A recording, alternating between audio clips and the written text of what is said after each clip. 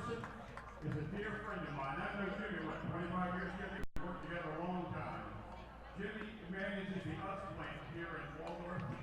Jimmy donates all the chips that the players eat in the clubhouse down there.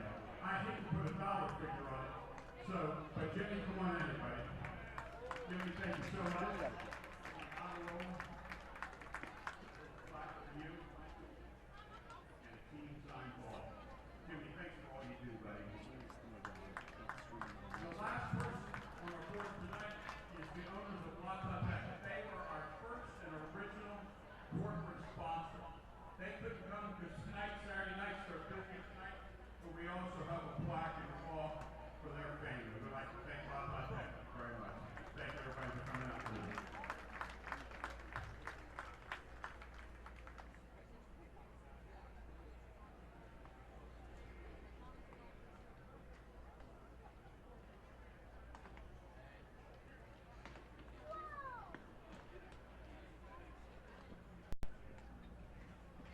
And now, into the starting lineup for the Lancaster Barnstormers, managed by Ross Stevens. Leading off, center fielder number 7, Darian Sandberg. Batting second, shortstop number 1, Michael Martinez. Batting third, second baseman number 21, Dan Gamache. Batting fourth, right fielder number 15, Caleb Mitchell. Batting fifth, third baseman number 10, Joe Jardosowicz.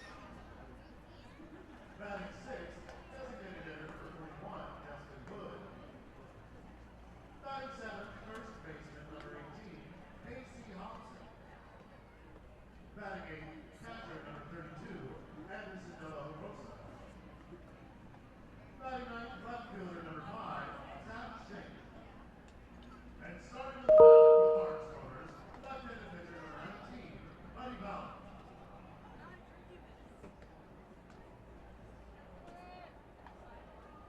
And now it's time for the first quarter lineup for your 2019 Southern Maryland Blue Crabs. Managed by Stan Carter. Leading off, second baseman number 6, Pete Blackstone. Batting second, shortstop number 9, Edwin Garcia. Batting third, left fielder number 15, Joe Benson. Batting fourth, first baseman number 40, Dean Green. Batting fifth, right fielder number 23, Tony Thomas. Hello and welcome inside Southern Maryland, Regency Furniture Stadium, the site of tonight's game between your Southern Maryland Blue Crabs and the Lancaster Barnstormers. Andrew Banster here alongside Austin Rooney as we take you through game 2 of that second half. Now, we had a double header yesterday. First time back, won 4 in a row, 3 of those being in the first half. But most importantly, because they're already were mathematically out of the first half, you start off the second half 1-0. A lot of the reason for that, Daryl Thompson was 2 outs short of the first perfect game in Atlantic League history. Michael Kelly, another very good starter on the mound. In only 3 of his 12 starts this season have seen more than 3 earned runs allowed. What does Kelly need to do? And more importantly, what does this Blue Crabs offense need to do to continue to be extremely potent at the plate? Well, a couple things. I want to talk about the offense first. And the first thing I want to talk about is the production from Kent Blackstone and Dean Green. The two of them have been terrific throughout the entire season. Dean Green, he's only played 7 games. He's got a hit in each and every one of them. Kent Blackstone, the same. He also has a 7-game hit streak going. We'll see if he can continue to thrive in this role. Yeah, this is a Blue Crabs team that's hitting .245 on the season. But when you look at the month of July in particular, they're hitting better than .320. That's good for second in the league. You look at the walks in particular as well. The on-base percentage as a team on the season sits at just .297. But in the month of July, a small sample size, but 7 games is relatively large. It's exactly 1/10 of the season, so it's something. When you look at the month of July, you're going to see a .411 on-base percentage. That's way better than 100 points better than the season totals, and that includes the month of July. And a lot of that has to do with the fact that when you look back at these last couple of games, the Blue Crabs in 3 of their last 7 games have set a single season high in terms of walks drawn. 2 of those 3 in the last 3 games played, with the first game before this All-Star break coming at a 9-walk clip. In the first game of the doubleheader yesterday, the Blue Crabs drew a season-high 10 walks. Are you seeing different plate vision out of this team? Well, I think a lot of guys are drawing walks, and possibly guys who maybe weren't walking before. Guys like Kent Blackstone continue to walk and walk at a very high rate, and so does Corey Vaughn. But we're getting walks from other guys in the lineup. Even guys like Ruby Silva, who have not walked much in the past, are starting to walk a little bit more. So to the question of, is there better plate vision? I think the answer to that question is yes, there is slightly better plate vision, especially recently at the plate for the Blue Crabs. Yeah, and you even take it a step further, a guy like Tony Thomas, who really didn't see a lot of pitches. Not quite as much as Silva in terms of aggressiveness, but he really is seeing a lot more balls. And then you take it a step further, you've talked about Josh McAdams and his aggressive approach at the plate. He's seeing a lot more pitches. So that's a big part of it. Against the starter tonight, Buddy Bauman, it is a left-hander, and Southern Maryland on the season does in fact hit better against left-handers. A right-hander on the mound for the Blue Crabs, it's Michael Kelly. On the season, Kelly sits at a 3-5 record with a 4.45 ERA. That has jumped a lot in his last couple of starts, in large part due to an 8 earned run outing in which he went just 3 2/3. But furthermore, we talked about the fact that in Kelly's 12 starts this season, only 3 times this year has he allowed more than 3 earned runs. One of those was against the Barnstormers. But on the flip side, this is a Barnstormers team that's just not hitting the ball very well right now, and you got to take advantage of that if you're Southern Maryland. There's no doubt about that. Kyle Simon pitched very, very well yesterday in Game 1, and Daryl Thompson comes back in Game 2 and does significantly better than Simon did, of course, going nearly a perfect game. So this is a Blue Crabs pitching staff that has found a ton of success against these Lancaster bats so far in this series. Kelly has a really good opportunity to bounce back in this matchup. And it would be huge if Southern Maryland could pick up each of their first 2 games as wins in the second half. And, of course, we've talked about how the way the playoffs work in the Atlantic League. We'll get to that a little bit more later. Last thing before we give you the starting lineups after a break, let's give you 2 segments. One, our X Factor, the other, our Walkman. Of course, the Walkman would not be the old MP3 player. It is who do Austin and I predict will walk on the Blue Crabs tonight. And I'm going to go ahead and take yours from you. I'm taking Kent Blackstone. Okay, well, it's not really quite fair. I would have picked him, but I'm going to go with Dean Green. He's on fire at the plate right now. I think that a lot of pitchers are going to be pitching around him, and I could very well see Dean Green working a walk this evening. You're exactly right, and when you look at the approach of the Barnstormers have even seen at Dean Green, and the first time they've ever faced him, Green's only been in the Atlantic League for 7 games, those being each of the last 7 Blue Crabs games. I'm obviously, like I said, taking Kent Blackstone. As for my X Factor, it's going to be Michael Kelly. And how is he able to attack Barnstormers batters early? Kelly's somebody that works really, really fast out of the windup, but slows things down a lot when he's out of the stretch. And that's, of course, to keep runners off balance. But at the same time, he's much more successful when he's able to work quickly. And there is sometimes when he almost takes a really long time when he's in the stretch, and that may be beneficial to him in some ways, but from what we've seen, he does better when he's attacking batters early and often, and you got to go with the Kyle Simon approach, you got to go with the Daryl Thompson approach. Don't go for the strikeout pitch. That's not ever Kelly's mentality. The point is this is, like we said, a Barnstormers team not making great contact right now. Allow them to do the work for you. You don't need to throw all the pitches. We saw in Kelly's last outing, he threw a plethora of pitches, and he was booted from the game much earlier than he typically would be. The plan for him has to be pitch into contact, allow a team that is really improving defensively in the Blue Crabs. You've seen the fielding percentage jump more than 6 points in the last 7 games alone. Really clean baseball of late. There was a 2-error game yesterday. Nonetheless, the Blue Crabs need to continue to be clean. Watch Kelly go early, and the run support's been there. That hasn't been a question. Your X Factor?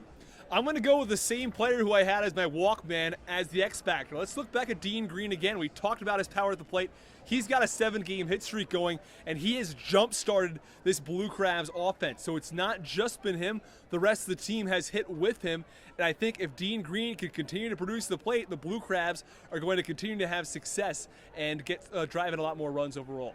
In the last couple of days, the Blue Crabs have seen a lot of achievements, one being Corey Vaughn winning the Home Run Derby. Yesterday and yesterday alone, Daryl Thompson was 2 outs away from becoming the first ever individual to throw a perfect game in Atlantic League history. Additionally, Blue Crabs manager Stan Clyburn picked up his 1,700th professional managerial win. Now, Austin, I got to say, none of that would be trumped by the fact that I know everybody on the team would much rather extend their win streak to a season-high 5 and, more importantly, pick up their 2nd win in as many games in the second half. One last thought, what needs to happen to make sure that that, in fact, does occur? I think driving in runs. We talked about this a lot in the first half. The Blue Crabs were up and down in terms of driving in runs and their ability to do so. But if they find a way to, put up a lot of runs and drive in guys, if they only get 8 hits but they drive in 6 runs, they should be perfectly fine tonight. That has to be the X factor again. Can they drive in runs with guys on base? We'll find out right after this break. Once again, Andrew Banster alongside Austin Rooney. Let's take it to a break, and then it's time for Blue Crabs baseball on the Blue Crabs Broadcast Network.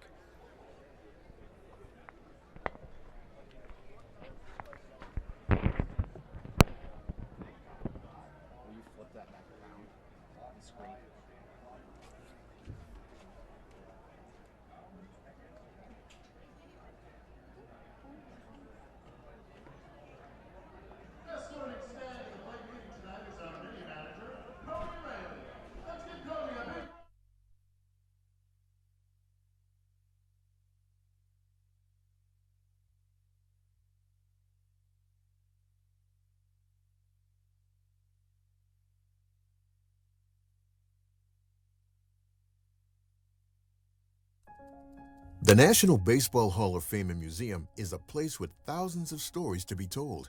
It's a place to relive baseball's greatest moments and share them with future generations. It's a place to experience the game and how it has shaped our history. Cooperstown is a destination with something for the entire family. Our stories to tell, your memories to share. Plan your trip to the National Baseball Hall of Fame and Museum in Cooperstown at Welcome back inside Regency Furniture Stadium. We are inching closer and closer to first pitch here at Regency Furniture Stadium. Andrew Banster alongside Austin Rooney, and let's give you the starting lineups presented by Birch Oil. First for the Lancaster Barnstormers, they lead off with the speedster, the center fielder, number 7, Darian Sanford. Batting second, the shortstop, number 1, Michael Martinez, followed by the second baseman, Dan Gamache. Batting fourth, the right fielder, number 15, Caleb Gindel. And in the 5-hole is the third baseman, number 10, Joe Turdoslavich. Batting sixth for the Barnstormers is the designated hitter, number 41, Destin Hood. In the 7 slot, the first baseman, number 18, Casey Hobson. Batting eighth, Anderson De La Rosa. And rounding out that Barnstormers lineup is going to come in the form of the left fielder, number 5, Zach Schenk. On the mound for the Barnstormers is a lefty, number 19, Buddy Bauman. Let's get into what you've all been waiting for. It is the Birch Oil starting lineup here on the Blue Crabs Broadcast Network. Kent Blackstone leads us off. The second baseman is wearing number 6. Shortstop, number 9, Edwin Garcia, the right-handed batter, hitting .261 on the season. He bats second.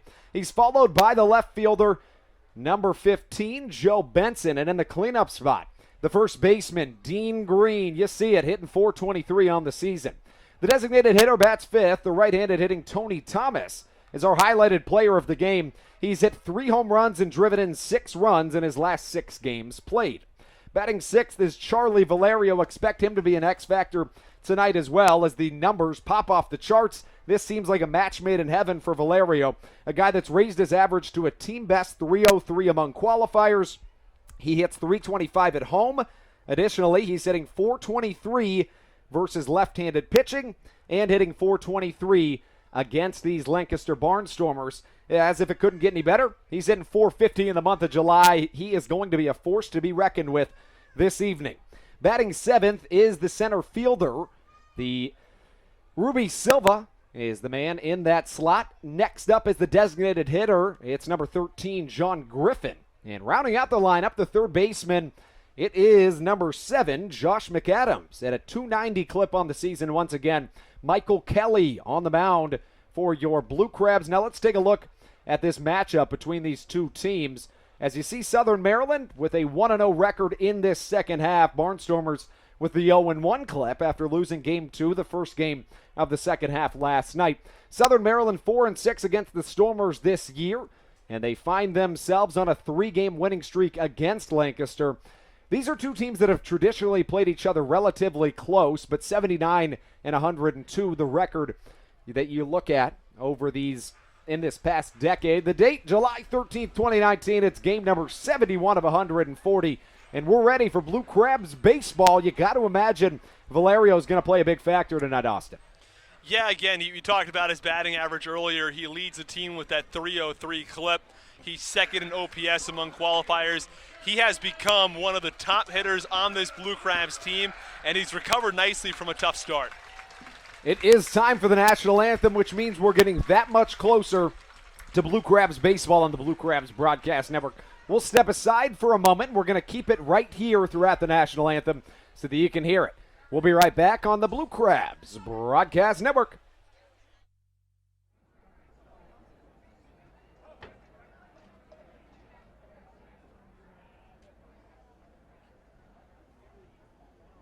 Fans, please rise to remove your hats as we join Caitlin Danielle Ray in honoring America with a performance of our national anthem.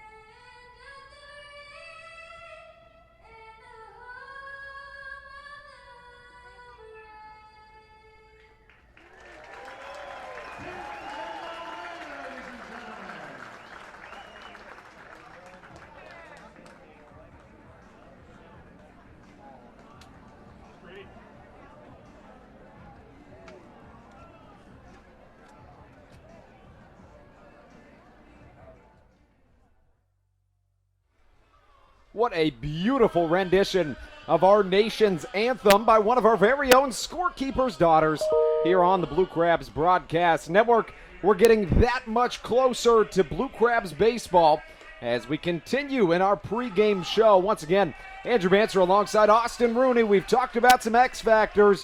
We have given you our Walkmen. Mine is Kent Blackstone. And, of course, Austin chooses Dean Green. My X Factor for this game, once again, Michael Kelly. Kelly, the starter tonight, he's got a record that reads as follows. When you look at the numbers on the season, it's a 3-5 clip to accompany a 4.45 ERA. As for Michael Kelly, when you look back at his last couple of starts, just the one of them really stands out as slightly alarming. As back on June 22nd, he exited that game against the High Point Rockers with a 3.33 ERA. His ERA would jump all the way to 4.37 after his next outing. When against the Lancaster Barnstormers, he had his roughest outing of the season. He went just 3 2/3 innings, allowing 9 runs, 8 of them earned, 9 hits, 3 strikeouts to 6 walks. Recovered in his last outing. The ERA did rise a little bit, however, as he'd allow 3 earned runs through 5 innings versus the York Revolution. He also set a season high for any Blue Crabs pitcher with 10 strikeouts in that contest. As here comes Kelly, he works himself onto the mound. Facing off against Darian Sanford, and his first pitch is going to miss a little bit outside. Now, Austin, we talked about the fact that for Kelly, my X factor was he needs to get ahead early and often, as he's not going to do it in the first 2 pitches. Both of them miss outside, and the count now, 2 balls and no strikes from Kelly. Well, he is someone who does walk quite a few batters. On the season, he's walked 35 in 62 2/3 innings. That's more than 5 walks per 9, which is a little high if you're Kelly. Here comes the 2-1, and the breaking ball has gotten him back into this count. It was a 2-0 count. Back-to-back curveballs make it 2-2.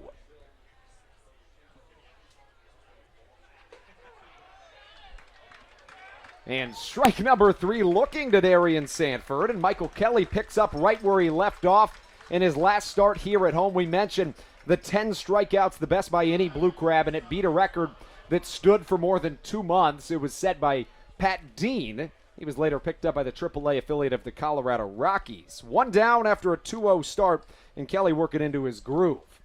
Next man up, Michael Martinez. Another curveball does the job for strike number one. We've also noticed Michael Kelly, when he tends to struggle, he does it right out of the gates. Now, typically, if he struggles out of the gates, he's basically a split decision whether he's going to end up getting back into a groove or that will continue, but it looks like the groove has been found as the count now 1-2. It's been the curveball that he's been able to control much better through his first handful of pitches. Here comes Kelly out of the windup. It's a breaking ball, slapped and spoiled off to the left side, and will remain at a 1-2 count. His last time out, he worked into a very, very high pitch count through 5 innings of work and 121 pitches, nearly 25 pitches per inning.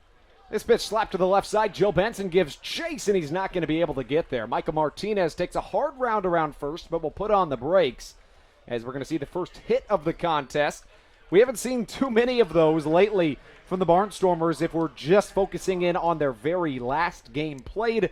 I say that considering Darryl Thompson in a 7-inning game last night was 2 outs shy of tossing the first perfect game in Atlantic League history. He went 6 1/3 by finding himself losing it when a line drive hit off of his ankle. Next man up comes up in the form of the 3-hole hitter. It's Dan Gamache. He takes a swing at a curveball from Kelly, and he'll foul behind in the count quickly, 0-1. Kelly, make that Gamache, is up there in a lot of Atlantic League categories. He has 24 doubles on the year. That's tied for the most in the Atlantic League. 78 hits is good for the 4th best in the league. Kelly working out of the stretch. This pitch catches the outside corner, 0-2 the count. Mentioned in the pregame that Kelly's somebody that really works fast when he's out of the windup. On the flip side, when he has runners on base, he'll really slow things down, and that keeps runners off balance, but sometimes can mess with his own tempo. Number 21, Dan Gamache, the second baseman, number 21. Once again on the back of that red jersey.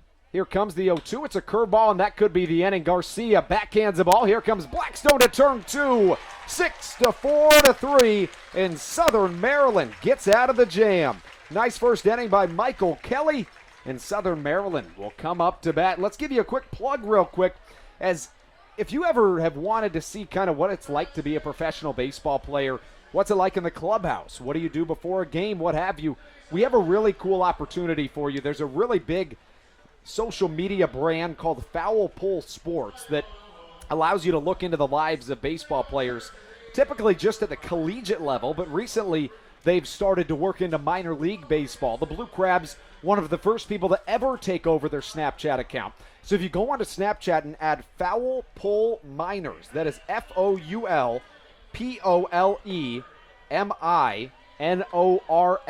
That's Foul Pull Minors. You can look into what the Blue Crabs do before a game. As we are through half of an inning here in Southern Maryland, a double play does the trick, and Lancaster sends the minimum of 3 up to face Michael Kelly. When we come back on the other end of this break, once again, it's Kent Blackstone to lead us off on the Blue Crabs Broadcast Network. The National Baseball Hall of Fame and Museum is a place with thousands of stories to be told. It's a place to relive baseball's greatest moments and share them with future generations. It's a place to experience the game and how it has shaped our history. Cooperstown is a destination with something for the entire family. Our stories to tell, your memories to share. Plan your trip to the National Baseball Hall of Fame and Museum in Cooperstown at baseballhall.org. Hi, I'm Seth Disler, Sales Executive for the Southern Maryland Blue Crabs. This is Darryl Thompson, and you're listening to the Blue Crabs Broadcast Network. We're through half of an inning of baseball here in Southern Maryland, and Michael Kelly had a very good first half. He went 2-0 on the first batter, would end up striking Darian Sanford out on 3 straight pitches, gave up a hit, but then got a double play ball on a well-hit line drive that bounced right in front of the Gold Glove Edwin Garcia. So we're through half an inning, and we take you into the bottom of the first. First pitch from Buddy Bauman crosses as a strike to Kent Blackstone. Bauman has a pretty good ERA on this season. It sits at 4.2 as Blackstone swings through a pitch The run support has not been there for Buddy Bauman, however, as he has lost his last handful of decisions. Although he's been pitching awfully well, Austin, he averages just 3.1 runs of run support per game, and Blackstone didn't think that was going to get down. That'll cost him extra bases, but he does get the singles. I'm not exactly sure what happened there, but it does go down as a hit. Yeah, that extends Blackstone's hit streak to 8. As we're going to see Kent Blackstone go ahead and get to first. Austin, what did you see there? Well, Kent Blackstone extended his hit streak to 8 games. I'm with you there. I'm not quite sure what happened because the ball was very clearly fair. It was in the 6-hole, actually, between shortstop and third base, the 5.5. I'm just not quite sure what happened there, but nonetheless, he stands on first base and he leads off this game with a base hit for the Blue Crabs. Edwin Garcia steps into his right-handed batter's box. He's been awfully good over his last 5 as the first pitch crosses for strike number 1. When you look at these last couple of games played for Edwin Garcia, he has 8 hits in his last 4 games to accompany 5 runs driven in and 5 runs scored. This pitch is in there for a ball, make that, and a snap throw down to first. Blackstone back in safely, and the count of ball and a strike. Make that did cross as a strike. The count 0-2. Garcia sliding into the 2-hole. He's only done that a handful of times this season. He did do it in Game 2 last night. The shortstop digs back in, and he'll just get a nub on this pitch, and it goes right back into the screen. We saw him make a really nice play back in the top of the first. It was a really awkwardly placed line drive for him to field. Did a good job to backhand it and get it to his counterpart middle infielder Kent Blackstone to turn 2. Blackstone at first. Garcia is standing at the plate, and a passed ball is going to get Blackstone into scoring position, and that's what you need right now if you are the Blue Crabs. Yeah, it's going to help. Every little bit counts right now, and getting Blackstone into scoring position will allow the Blue Crabs, to potentially move him to third, even with an out here, and put him in an opportunity where the Blue Crabs could earn a sac fly in the bottom of the first inning. Do you think about bunting here if you're Garcia? Because in this situation with the MLB rule changes, you get 1 foul bunt with 2 strikes. Well, I think that prior to that pitch, possibly, I think that Garcia was hitting well enough that I understand his decision to swing at that pitch, but now that he goes down swinging, I guess the bunt attempt is probably out of the equation. That brings up Joe Benson. Benson in his first at bat of the day. He had his best game of the season a couple of games ago. He went 4 for 6 against the Long Island Ducks in a game that the Blue Crabs could do nothing but hit. It was back on July 7th where Southern Maryland put up 21 hits on the Ducks. Benson, a check swing, but it misses for a ball. 1-0 the count. Now, Buddy Bauman did well to work back after allowing the base hit to Blackstone and getting the strikeout. Now, he has struggled, though. In his last 8 starts, Bauman has had a 6 ERA flat in those last 8 starts. So we'll have to see if he can do a little bit better tonight. The southpaw looks back to second. And this pitch misses well high and outside. The count 2-0. As Benson will take a couple of seconds and he'll restrap his batting gloves. Steps back in, a left-handed pitching, right-handed hitting matchup. This pitch also misses outside. 3-0 the count. Now, Benson has not proved to be shy in this type of situation. Just yesterday, there was a man on the mound. Christian Meister had thrown some 11 straight balls, and Benson swung on a 2-0 pitch. So don't be shocked if he swings. He is hitting .367 in the first inning this season. 3-1 goes the count after Bauman gets one across. That's where that's where Benson has been best. Overall in the season, he hits just over 200 at 210, but in the first inning, he's been especially good. 3 balls and a strike, a hitter's count for Joe Benson. He thinks about waving towards a pitch, but it misses outside, and he thought better of it. Runners at first and second for your X Factor this evening. It's the mean Dean Green machine. Yeah, to say that he's been terrific would be a large understatement. He comes into tonight's game on a 7-game hit streak, hitting .423. He hit a home run in last night's game. In the last game before the All-Star break, he had 5 RBIs. He's been a force to be reckoned with ever since he's arrived here in Southern Maryland. Yeah, the 4-hole has been a spot in the Blue Crabs lineup where they have struggled tremendously this season. That hasn't been a problem in the last 7 games since Dean Green came to town. He'll take a big wave and a hack and a miss at the first pitch he sees. You could argue that, realistically, Dean Green has been a huge factor in the reason why this Blue Crabs squad finds themselves on a 4-game win streak. That ties a season best. Well, Blue Crabs had Jorge Julio Ruiz earlier, and he was good, and, it was just a bit of a couple of games down the stretch where he struggled a little bit, and now the Blue Crabs turn to Dean Green. They've had John Griffin in that spot in the past. Even guys like Craig Maddox have been in the 4 spot, and they just haven't been able to find consistency as to have a real 4-hitter who's put up great numbers night in, night out, and so far Dean Green has been that. This pitch misses outside in the count of ball and a strike. Now get this, Austin.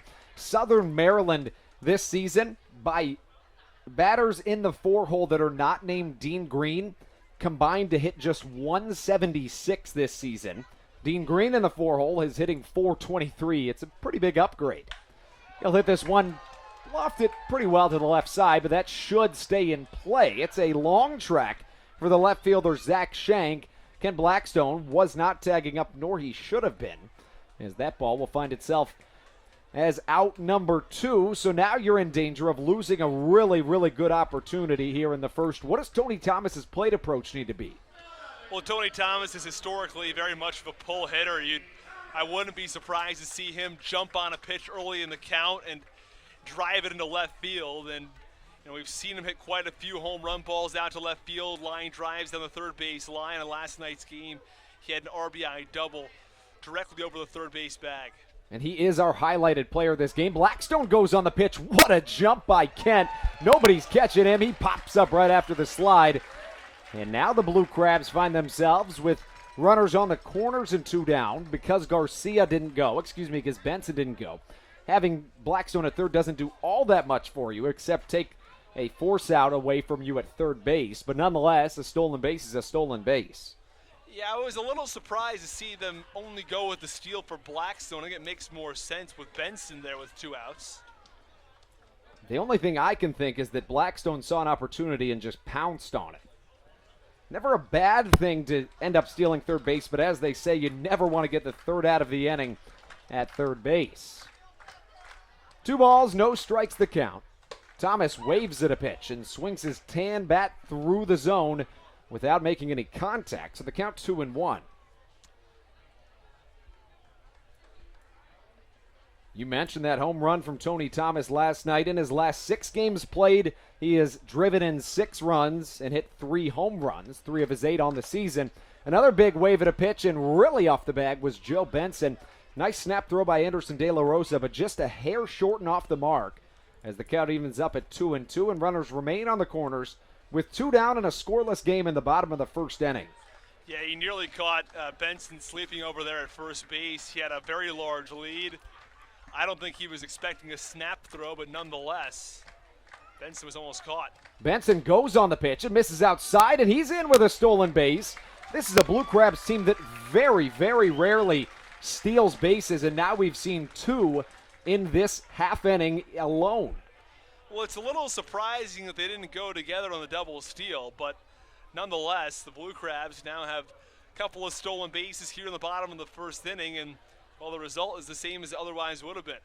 Southern Maryland has stolen just 25 bases on the season. Blackstone's one earlier in this inning was the 26th for him on the season, and now the bases are juiced as the second walk issued in this inning by Buddy Bauman loads him up, and that's the last guy you want to face. It's Charlie Valerio who comes up to the plate. Let's give you some numbers once again on him. A team best .303 batting average, but that is nothing in comparison to the fact that he's hitting .423 against the Lancaster Barnstormers. He's hitting .423 against left-handed pitchers. Buddy Bauman's a left-handed pitcher. And as if that wasn't good enough, Charlie Valerio is hitting .450 in the month of July. He is a red-hot bat and a really big opportunity here with the bases loaded in the bottom of the first. Valerio watches the first pitch, and it goes past his strike number one. The OPS for Charlie Valerio against left-handed pitching sits well above the 1,000 mark. Talked to him earlier this season, asking him, is there any reason that you're hitting much better against left-handed pitching?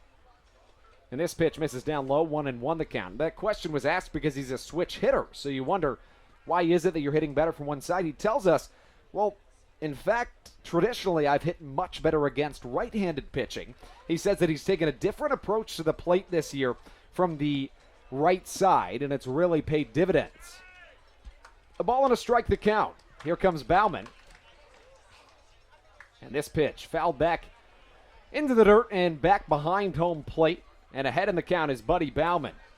You know, we don't see something like this so often where the splits are so far off, because you'd think if a batter is hitting way better from one side of the plate than the other, they might as well just be a completely one side of the plate hitter or the other, as opposed to being a switch hitter. And you wonder when that really comes into play. When is the crossing point where you decide that? We'll have to talk to him about that as he gets a really good piece of a ball, but it's well foul, and we'll stay at a ball and 2 strikes. There's no doubt it gives the batter an advantage over the pitcher to be able to hit from one side of the plate or the other, but at some point, if you're hitting so well from one side or the other, you just have to stick with it. Still a ball and 2 strikes. The base is still loaded, and we've got 2 pitchers facing each other that traditionally get very poor run support, and Charlie Valerio will swing through strike number 3. There was a point this season where Michael Kelly had gotten less than 3 runs of run support through nearly 30 innings worked. And you look at the other side, Buddy Bauman averaging just 3.1 run support per outing. Kelly's run support has gone up a little bit. He doesn't get any in the bottom of the first. We're through 1 complete inning of play. We're scoreless, 1 hit from each side. Let's send it to a quick break, and when we come back, it's Kelly back on the mound to face off against the 4-5-6 of this Barnstormer order. We'll be right back on the Blue Crabs Broadcast Network. This is Adam Choplik, left-handed pitcher for the Blue Crabs. Every Blue Crabs Wednesday home game is Wind Up Wednesday Ladies Night at Regency Furniture Stadium, presented by Cove Point Winery. At every Wind Up Wednesday Ladies Night, women will get in for just $5 and can order from a long list of fine wines. And watch every baseball game from Southern Maryland at the same time. We look forward to seeing you at the ballpark.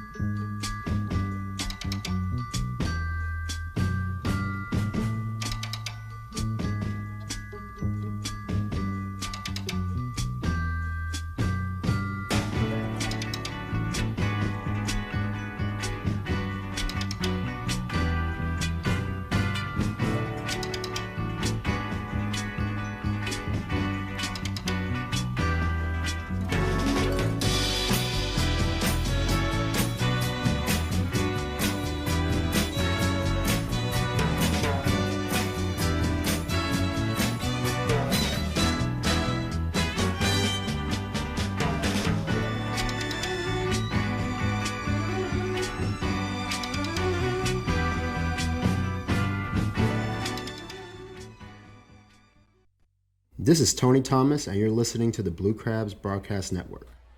Michael Kelly heads to the mound for his 2nd inning of work. In his 1st inning of work, he found himself in just not even a jam, but allowed a single after not having quite the ball-to-strike ratio that he wanted. He gets bailed out by his infield and helps himself out by rebounding nicely. After back-to-back balls started his outing, he ends up facing the minimum of 3 batters thanks to a double play ball up the middle, started by Edwin Garcia, and this at-bat starts with a ball that'll miss outside to the 4-hole hitter for this Barnstormers lineup. It is Caleb Gindel, and he's going to watch strike number 1 cross. That's a pitch that's really been the bread and butter for Kelly early and often, and we've seen him use his off-speed pitches, the curveball in particular, in unorthodox counts. Comes back with a changeup, and it's swung over and missed. 1-2 the count. Typically, you think normally you're going to see a lot of curveballs on 0-2 counts, 1-2 counts. Not for Kelly, but he gets the strikeout here, and all Caleb Gindel can do is shrug his shoulders, and he's not quite sure what to expect. And I'd have to guess that reaction is due to the fact that Kelly gave him 3 straight off-speed pitches And then when you typically throw an off-speed pitch, Austin, what did he do but throw a fastball? And that's the way to keep batters guessing. It is a really great pitch sequence that time from Kelly, dominating the at-bat. A line drive shot into the right center alley, but the runner will hold up at first base after taking a healthy round. That was Joe Turdoslavich, who's really stroking the ball well in the month of July, hitting .364, and that'll only jump up after a single to lead us off. That's the second Barnstormer hit of this ball game, and each time they've gotten a hit, it's coming with one out in their inning of offense. Destin Hood hops up to the plate. He's played just 3 games for this Barnstormers squad. Sat out the majority of the season to this point due to injury, but now finally he's healthy and ready to go. Hitting just .182 through a trio of games. Runner on first, one down here in the top of the second inning. Kelly takes some time. We mentioned he's going to be much slower working out of the stretch. And especially with these MLB Atlantic League rule changes, and that you have to do your pickoff move in a slightly different way, and this one gets away from Dean Green on the pickoff move, and we're going to see a runner advance into scoring position. Yeah, we're going to see some of those complications, and they're going to arise without a doubt as a result of the pickoff moves. Of course, the pitcher has to officially step off the rubber to make that pickoff attempt at first base, and it's going to have a much greater effect on left-handed pitchers than right-handed pitchers, but still, it makes a big difference.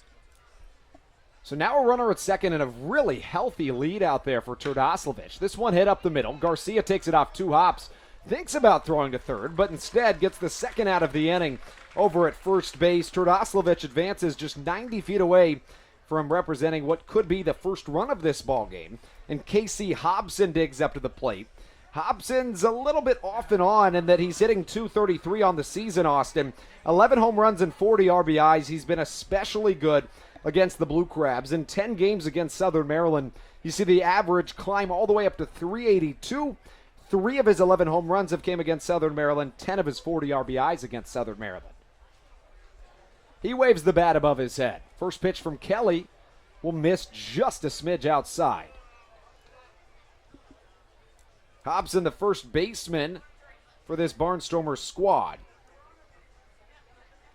Second day back from the All-Star break. Southern Maryland is undefeated since coming back from the break as a curveball catches the outside corner, a ball and a strike the count. Let's give you the umpiring crew here tonight. Behind the dish, it's Mike Williams. Over at first is Nate Caldwell, and at third base, James Clayton. 1-1 the count. Kelly trying to strand yet another runner on base. A curveball skids in the dirt, and Charlie Valerio blocks it with his chest protector. 2-1 the count.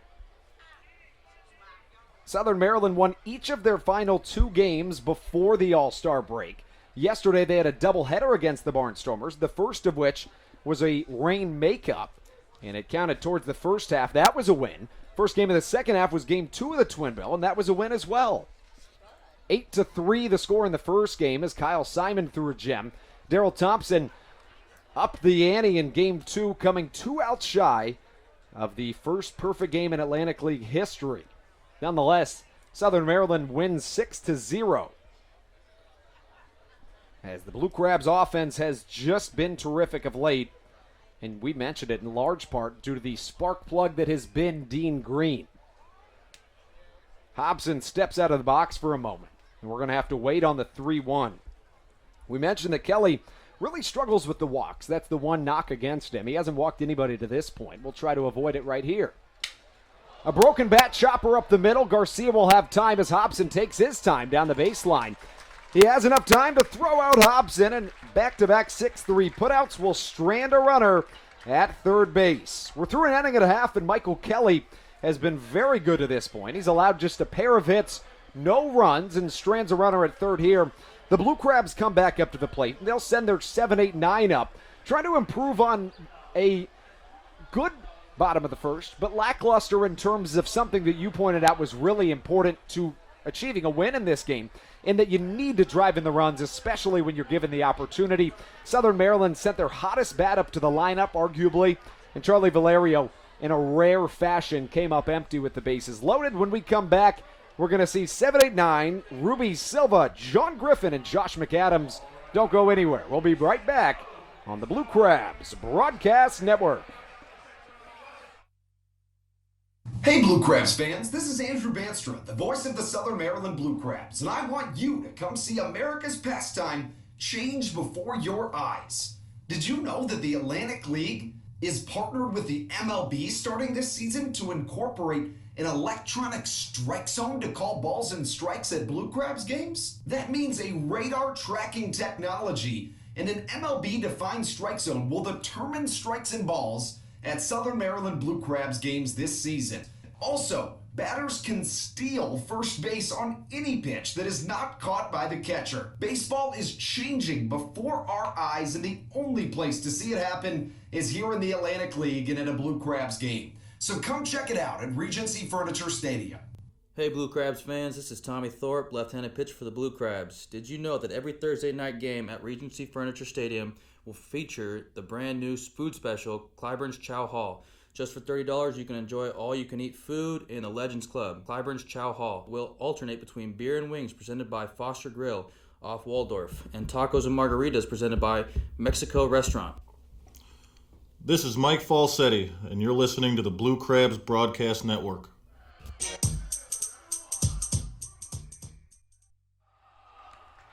Welcome back inside Southern Maryland. Andrew Banster alongside Austin Rooney as Ruby Silva leads us off in the bottom of the second inning. The fact that the 7-hole hitter is up would make you think maybe Southern Maryland was able to muster some runs in their half of the first. The hot offense was unable to sustain to the point of getting runs. So they come up empty in their half of the first and leave 3 stranded, and Ruby Silva comes up. And we're going to see another interesting shift that this Barnstormers squad is going to throw on Silva. He's a guy that finds a lot of his power, nearly all of his power, to the opposite field.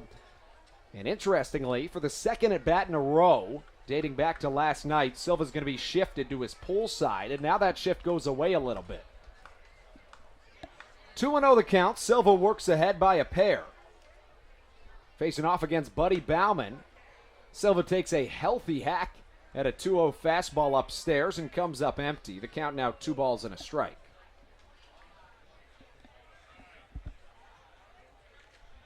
Once again, Southern Maryland is chasing down win number 5 in a row. That would be a season best. As Silva fooled by an off-speed pitch, and the count even at 2 balls and 2 strikes. Now, with regard to Ruby Silva, he's someone who was only 1 for 7 yesterday, but the one was a big one. It was a 2-run home run over the Mini Monster that scored the first runs of the game in Game 2 of the doubleheader. 2-2 pitch slapped the other way and over our heads in the press box. Foul ball leads us right back to where we started at a 2-2 count. Silva hitting .252 on the year, 7 home runs to accompany 30 RBIs. Right up the middle, right back where it came from. Sanford is going to see a strange hop, but glove it nonetheless. That was a very well-struck ball off the bat of Silva, and he really needed that. He did. It's a perfect piece of contact. When you put that ball right back up the middle, there's not much of a better type of hit than you can have than that. Sure, you'd rather have a home run given the launch angle and everything, but you know you hit that ball very cleanly when it goes right back out the middle, and that's exactly what Ruby Silva did. Next up, John Griffin. In 4 of his last 7 games played, he's had a multi-hit game. The other 3, he's come up hitless. But let's look back at what he's done since June 1st. The right-handed power hitter is hitting .327 dating back to the beginning of June, as opposed to .233 on the season. 1-0 the count. Second pitch, same result as it misses the strike zone. And for back-to-back batters, Buddy Bauman falls behind 2-0. He walked 2 in the bottom of the first inning. It was Tony Thomas and Joe Benson that drew walks. 2-1 the count. You make an interesting point about his better batting average in the months of June and July, and also in that he's a power hitter, and he absolutely is a power hitter. You're exactly right, but the home runs haven't come in the last 2 months. It's been the batting average, it's been the contact that have. actually has not homered since May the 25th, which is almost amazing considering it's John Griffin. And in some ways, I would argue that, and while you're exactly right, in some ways I would argue that this is a team that needs batting average more than anything else. The power has been there all season. It's been the average that's really been the struggle. And even though Griffin is a power hitter by tradition, I'll take the average. He's not going to get it here, however, as he'll strike out swinging. Yet again, Buddy Bauman falls behind 2-0 and works back. That's a trend we've seen from both sides. That's how Michael Kelly started his outing, and we've seen it twice here in this bottom of the second from Buddy Bauman. Yeah, you're exactly right about the home run totals. This is a team that has sort of had guys step up by committee. Vaughn has been terrific so far this season and being able to hit home runs at a high rate. But aside from Corey Vaughn, there have been other guys who've stepped up, whether it's Blackstone or Silva or really you name it. There have been different guys who've come through with home runs when they need them. Speaking of guys that have been hitting really well since the beginning of June, Josh McAdams hitting .366 since June 1st. He steps up to the plate, and the count will even at 1-1 as he swings through a fastball. Yeah, Josh McAdams, someone who hasn't had all that many at-bats, but when he has, you're exactly right. He's come through in a big way. The very high batting average, 2 for 3 yesterday. 2-1 the count. Had an outstanding series against New Britain a little while back.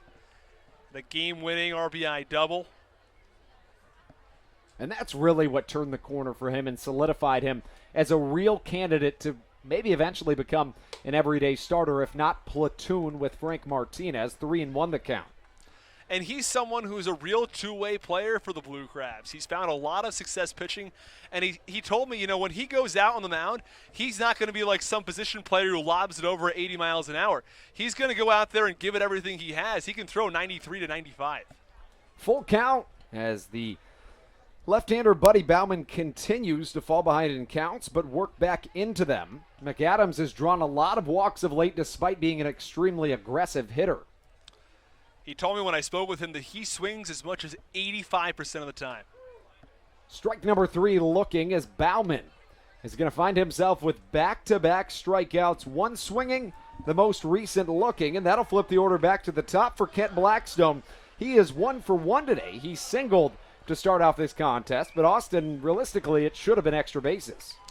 Yeah, it was a line drive, which seemed to be down the left field line, and Blackstone has all kinds of speed, and it looked like he might be able to get into second base safely with a double, but after he took a while to get out of the box, it was just a long round along first base.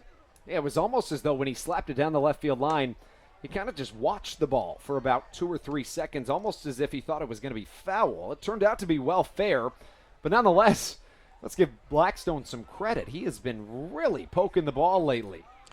Yeah, his batting average was right around 190 maybe 3 or 4 weeks ago. That is up 70 points to 258. Silva goes on the pitch, no throw as he'll dive in head first. And now we're going to see a man at second base and a man with an extremely hot bat standing at the plate. I'll tell you, Andrew, I really like this new look for the Blue Crabs, stealing a lot of bases. They've stolen 3 in just 2 innings. Yeah, and it doesn't seem as though the Barnstormers have all that much interest in even attempting to throw out Blue Crabs batters. Southern Maryland has stole 3 bags, only 1 throw down. That was on a Joe Benson steal of second. This ball hit well to the right side, bounces off of the glove of Casey Hobson. It's a foot race to the bag. And a really nice play to cover by Buddy Bauman, as it looked as though we might see the exact same thing we saw yesterday, Austin, and that Blackstone had a chance to reach first base on a well-hit ball to the first baseman. Yeah, again, I think it's possibly just a tad slow out of the box there, and he ran well down the line and made it a very, very close play, but eventually by the time he was there, out by a full step. Michael Kelly will come back onto the mound. We're through 2 innings. When we return, Southern Maryland tries to keep this a scoreless game on the Blue Crabs Broadcast Network.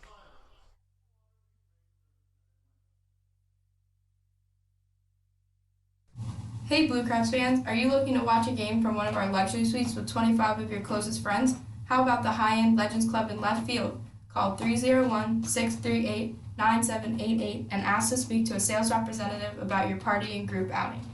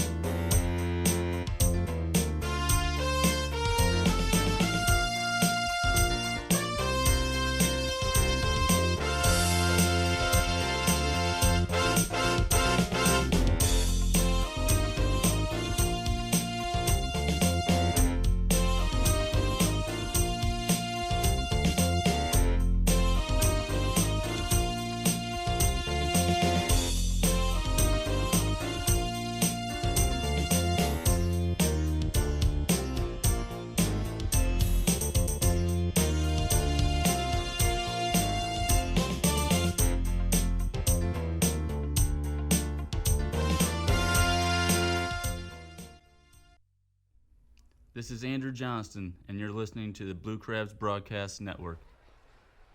Michael Kelly back out onto the mound for his third inning of work. He's allowed 2 hits to this point, one of which coming in each of his first 2 innings of work. He'll try to avoid anybody getting on. Daryl Thompson was awfully close to that last night. He was 2 outs away from tossing the first perfect game in Atlantic League history, but it's not too bad to end up with a 1-hit shutout. Nonetheless, the first man to come up to face off against Michael Kelly is the 8-hole hitter, Anderson De La Rosa. First pitch to De La Rosa misses just a little bit. Yeah, it looked awfully good, to be quite honest, for Michael Kelly there, but it's called the ball this time around by home plate umpire Mike Williams. 2-0 the count as another close pitch just barely misses. Due up for the Barnstormers, the left fielder Zach Schenk sits on deck, and in the hole is the speedster Darian Sanford. A curveball that has been the bread and butter of Michael Kelly is nowhere to be found in the strike zone, and he falls behind 3-0.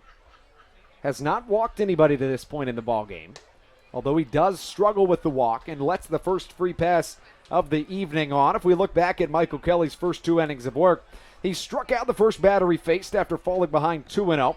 He would then allow a single and get out of the inning on a double play in the very next at-bat. The next inning started the same way the first did. It was a strikeout, a single followed, and then we see back-to-back 6-3 putouts. The third inning is going to start a little bit different, although for the third straight inning, somebody has reached base, and that is Anderson De La Rosa. Not very good speed on De La Rosa, as he's a veteran catcher, so don't think that a stolen base is necessarily in question. As a curveball crosses for strike number 1 to Zach Schenk, who's hitting just .199 on the season. As we saw real implications of the MLB Atlantic League rule changes in this most recent half inning, really throughout the course of this ball game. Get to that after this pitch. Here comes the 0-1. It's poked over to the right side. Blackstone gets it, thinks about a fire off to first, but instead gloves it, puts it in his back pocket, and 1 is away as we head it to the top of the order after a line out from Zach Schenk. But back to the point is that a left-hander in many regards, due to the Atlantic League, Major League Baseball rule changes, a lefty stands no chance against runners that are trying to steal, in that a left-hander is really targeted when you look at the rule change that specifies that you cannot pick off to first base as a lefty in your traditional sense. You have to step off of the rubber to do so. As a curveball crosses for strike number 1. Austin, we were talking about a pregame. You pointed out that makes it so the second that the foot is lifted, you can just go on the pitch. That likely some of the reason we've seen 3 of 28 stolen bases in this game of alone for Southern Maryland. Yeah, you're exactly right. One moment about after this pitch. Misses down low, 1-1 the count. So specifically for lefties, normally once the right leg for the left-handed pitcher crosses over across the left leg, that's when the pitcher has to deliver home. But otherwise, he could previously just throw on over to first base. Now, the second that foot lifts off the ground, it's not a matter of when it crosses the other leg or anything like that. You can go immediately because, again, the batter doesn't have to wait to see if you're going to pick off. It would be a balk otherwise. This pitch lofted to shallow right field. Blackstone on the back pedal and catches it for out number 2. And even going a little bit further is that because left-handers traditionally have the luxury of keeping runners close until they either cross or go towards home plate, runners really have to kind of stay put. So left-handers have the luxury in that they can have a high leg kick if they want to. They really never have to worry about a quick little slide step unless there's just a runner on second. Now left-handers are almost always going to be forced to go into the slide step. Maybe that's some of the reason that we've seen a little bit of control issues from Buddy Bauman. 0-1 the count. To the next man up, it is Michael Martinez. 2 away, a runner at first. He reached on a leadoff walk. It's Anderson De La Rosa. Off speed just misses on the outside corner, but a consistent strike zone to this point for Mike Williams, our home plate umpire. Garcia grabs some dirt over there at shortstop. He's been targeted early and often. He has recorded a total of 3 outs of the 8 that the Blue Crabs have recorded.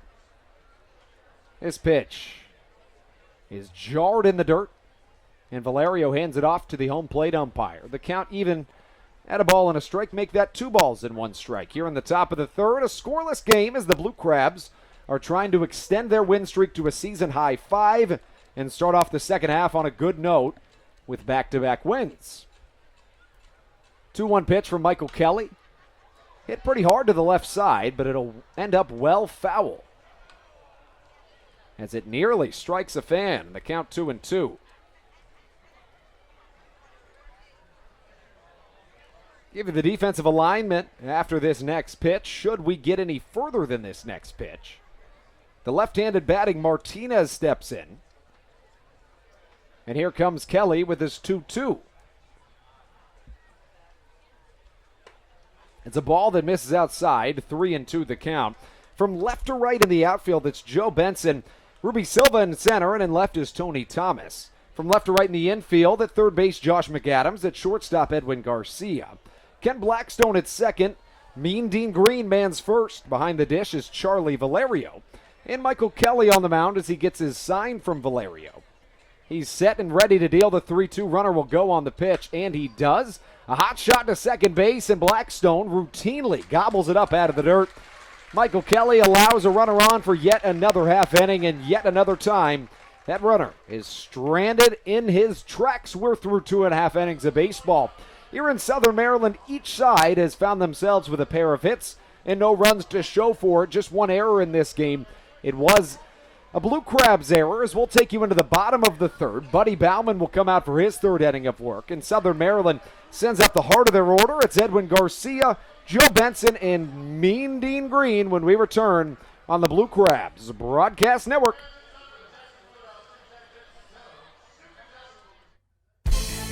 Hi, this is Hall of Famer Carlton Fisk. Make your plans today to visit Cooperstown and the Baseball Hall of Fame and Museum.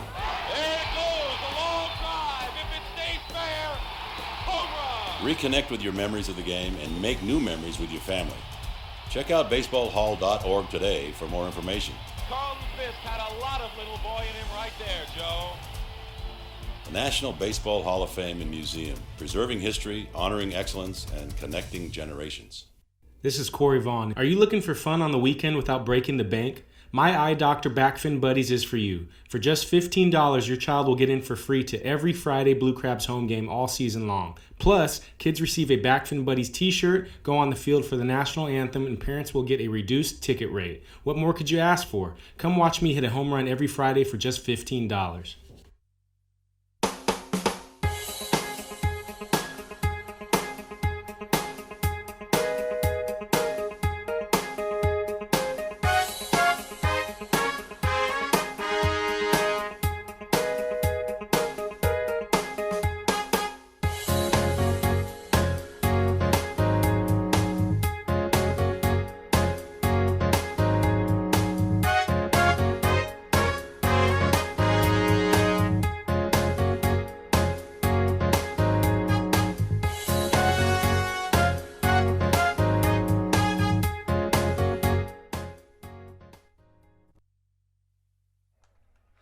Welcome back inside the Blue Crabs Broadcast Network.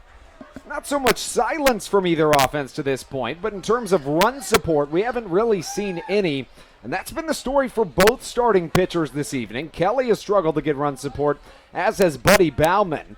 He has lost a good chunk of his last couple of decisions due to the fact that he really has not gotten a lot of run support. Austin, you mentioned the ERA has been higher as well. Well, that's right, and so far in this ball game, the Blue Crabs have gotten both of their two leadoff hitters on base. Kent Blackstone led off with a single in the first and Ruby Silva in the second, but still no Blue Crabs able to cross home plate. The 0-1 to Garcia jams him up a little bit, and he hits it off to the right side and foul. He'll fall behind 0-2. And Bauman, who has looked much better out of the windup, has been unable to show it very much. As you mentioned, we've seen the leadoff runner reach in both innings pitched by Buddy Bauman to this point.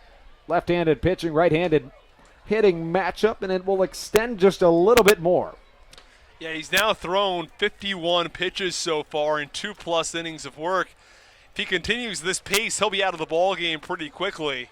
Michael Kelly, on the other hand, 3 innings, 39 pitches, good for 13 innings per pitch, 13 pitches per inning. Jammed up a little bit, and Darian Sanford ranges off to his left in center field, and he'll record out number 1 as Garcia goes down to lead us off, and that brings up the 3-hole hitter. It's Joe Benson.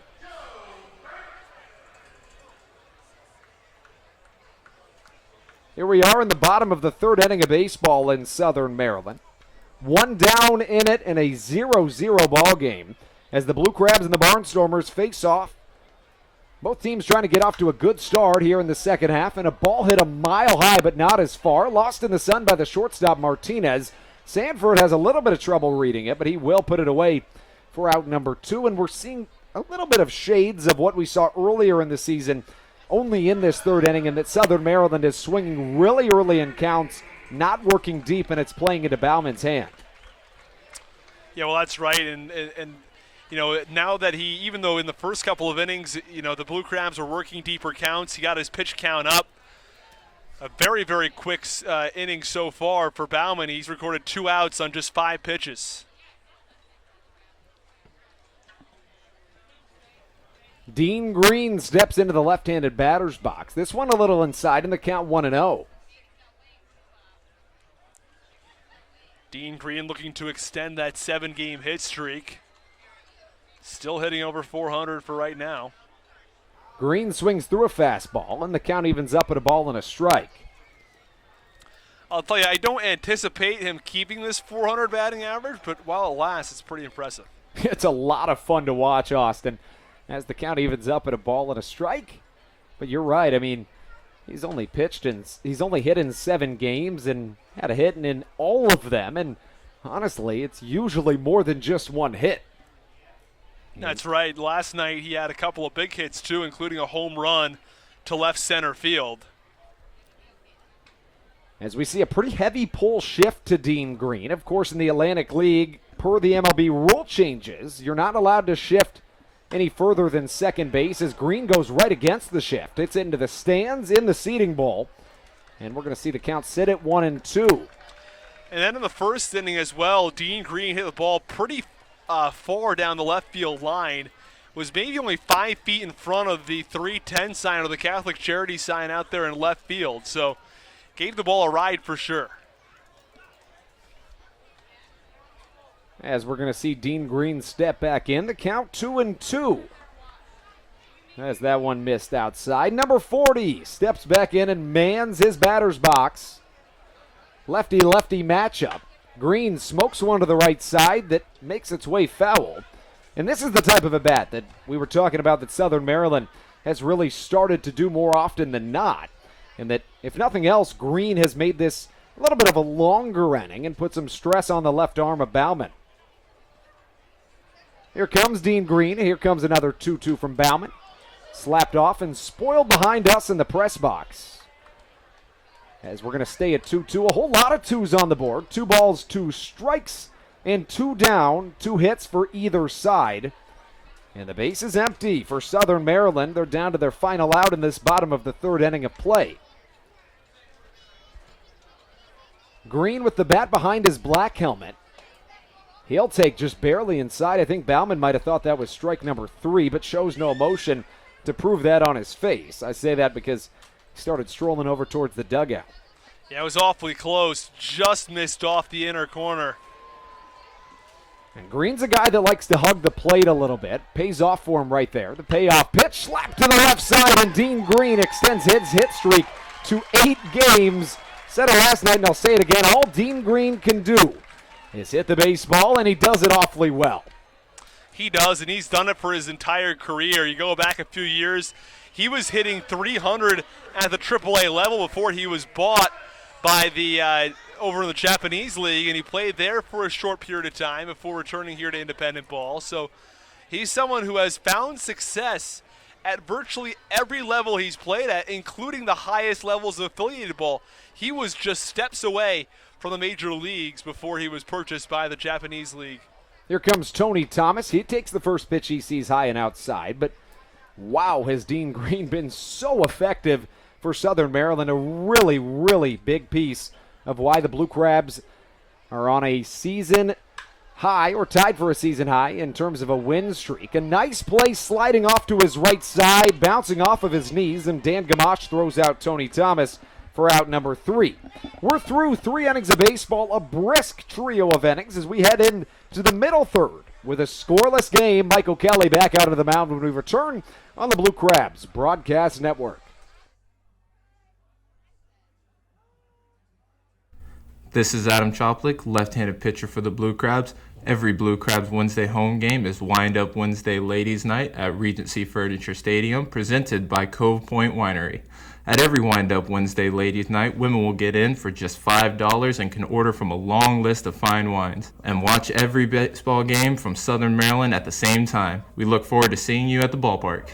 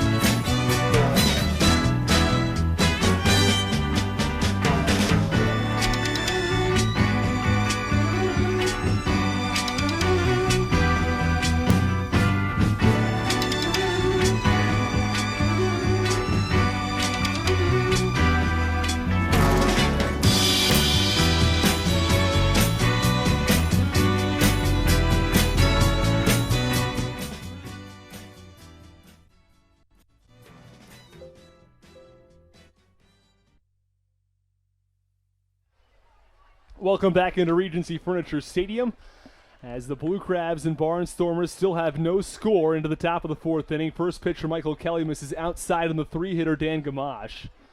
The 1-0 pitch low and in on Gamache, and the count 2 balls and no strikes. 3, 4, and 5 due up for the Barnstormers. Gamache, Gindel, and Trdoslavich. This is the meat of the order, the 3, 4, and 5 for a reason, as the 2-0 pitch is cut on and grounded over to the second baseman. Kent Blackstone, he picks up, fields, and throws to first. There's one away.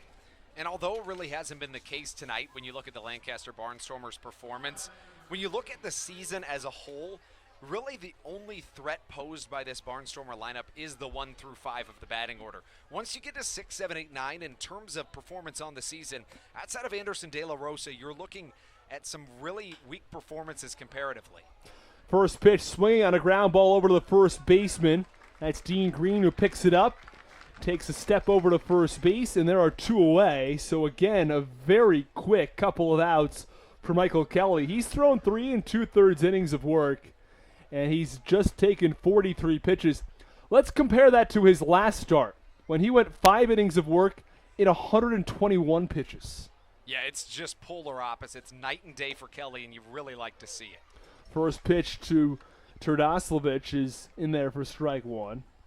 So after a ground out, a second from Gamache, a ground out to first from Gindel, to Trdoslavich is behind in the count, no balls in 1 strike. Joey Trdoslavich played a few years in the Braves organization.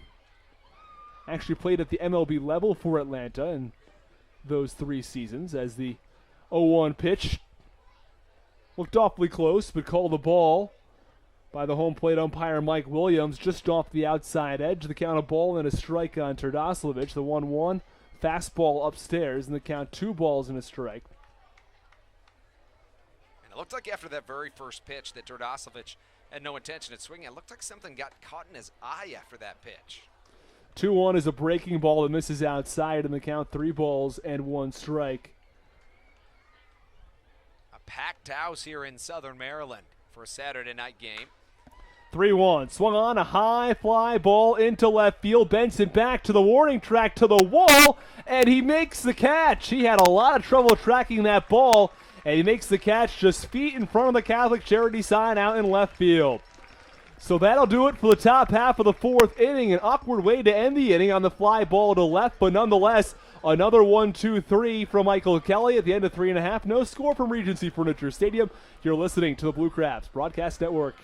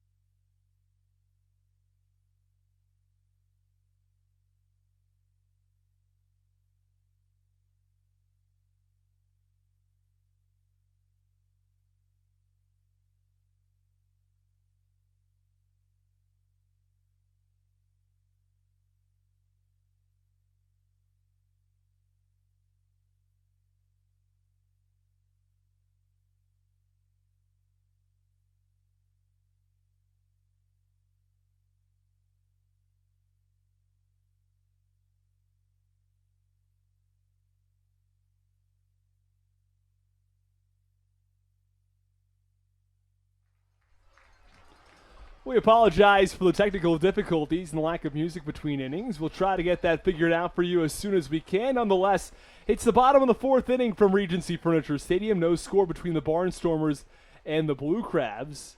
And Southern Maryland sends Charlie Valerio to the plate to start things in the bottom of the fourth. First pitch, fastball cut on and fouled back to the screen behind home plate. You could immediately see Charlie Valerio wanted that one back. He liked it. It was a pitch to hit right down the middle of the plate.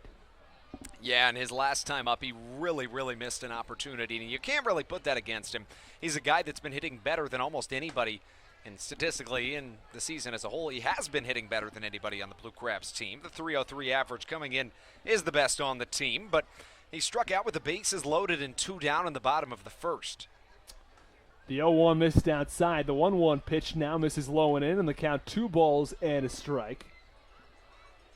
As Buddy Bauman has now thrown 67 pitches through 3 innings of work, slightly better in terms of the pitch count than he was after 2 innings of work, but still not great for Bauman as the 2-1 pitch is a breaking ball swung over and missed by Valerio. He looked a little off balance there, Andrew. Yeah, he sure did. It looked like he was just a little bit in front of that pitch. Charlie's a guy that is really almost 90% of the time he's on, but we've seen at least one game here at home this season where he went over 3 with 3 strikeouts. It looks like he's just a little bit off tonight. 2-2 pitch, cut on, a bunt actually back to the pitcher. This is easily fielded by Bauman. He'll toss to first. 1 away. It's not frequent that Charlie Valerio bunts the ball, especially with nobody on, and it was right back to the pitcher, Buddy Bauman. Yeah, and my theory on that is that because of the Atlantic League MLB rule changes in that if you bunt it foul with 2 strikes, you still get a chance. I think he was trying to catch the infield sleeping right there. Looks like he is a little bit off balance tonight. So he was trying to find a different way on. He is somebody that shows bunt a whole lot of the time. Very rarely does he bunt. But he does have a bunt for a hit this season. Has really good speed for a catcher. First pitch to Ruby Silva, swung on and fouled off down the third base line. It's going to get out of play and deflects back into the field of play. And, you know, you really like to see what I just saw from Matt Latos down at the bullpen, and that we mention all the time about how the bullpen members never move when a ball's hit over there, but Latos saw that the ball was headed into the stands. That means it could potentially hit a fan. Latos immediately jumped out of his seat and tried to play guardian angel to try to keep that from getting into the seating ball. So he's always on his game, whether it be on the mound or playing protector. The 0-1 pitch, fastball misses outside to Silva, count a ball and a strike. I think that one actually caught It looked quite outside, but it did catch as a strike. Oh, my. Well, count 0-2 then. The 0-2 pitch, a breaking ball. Swung on and missed, and Silva goes down swing. I am a little surprised from that call from Mike Williams. Nonetheless, there are 2 away in the bottom of the 4th inning. I always say it. I never try to criticize umpires, but because our job is to critically analyze the game, I will say that from my vantage point, and obviously it's a little bit of a biased vantage point, but it seems as though that's an outside pitch that Michael Kelly has consistently not gotten as a strike, and that pitch was awfully outside. De La Rosa was set up well outside, hit him right in the glove, and it did go down as a strike. First pitch to Griffin is right down the middle for strike 1. Count 0-1 on the big right-handed bat. Buddy Bauman has gotten a couple of quick outs here in the bottom of the 4th as the 0-1 runs well inside. Check swing from Griffin. He held up, according to the first base umpire, Nate Caldwell. And the count, a ball and a strike. And I'm not going to say that Griffin did go around because I didn't really have the best vantage point at it. But because of the Atlantic League MLB rule changes, saying that the batter's going to get a little bit more leeway with a check swing. And the 1-1 swung on, a high chopper over to shortstop. Fielded by the shortstop that time, Michael Martinez. He throws the first, and that'll do it. But we will stay right here as Andrew has a quick point to make about those MLB Atlantic League rule changes. Yeah, why don't we just keep it here throughout this throughout this half inning? Why not? Because as promised, we're going to be really focusing on the Atlantic League MLB rule changes. Really exciting stuff, and like we said, one of those, the fact that you're going to get a little bit more leeway as a hitter with that check swing. And Nate Caldwell down at first, and like I said, I didn't have a good vantage point. I couldn't tell if that was a strike, if that was a check swing, a full swing, what have you. My point being is that Nate Caldwell almost looked hesitant to say that Griffin did not go around, but he did in fact say he didn't. So my theory a little bit there is that Caldwell, by the normal standard, would have said that he went around, but the tie goes to the batter in this circumstance due to these new rule changes. And Griffin gets the benefit of the doubt. Austin, why don't we talk about all of the rule changes that we're going to see in this second half as a whole? And when you look back at them, of course, one of them is the electronic strike zone, not implemented here in Southern Maryland quite yet, but it is going to be something really interesting to watch. It is. There's no doubt about it. It's going to be great to see these changes and what the future of baseball may really look like. And it all starts right here, Regency Furniture Stadium, with the Southern Maryland Blue Crabs in the Atlantic League and the potential for a completely different situation when it comes to, balls and strikes being called by the TrackMan program. So we'll have to see what comes of this, but I'm very optimistic to see what the future of baseball could hold. Couple of the other rule changes that will stick around in the second half that started in the first half. No mound visits permitted by players or coaches other than pitching changes and medical visits. Pitchers must face a minimum of 3 batters before coming out. The bases have increased 3 inches in size and shorter times in between innings.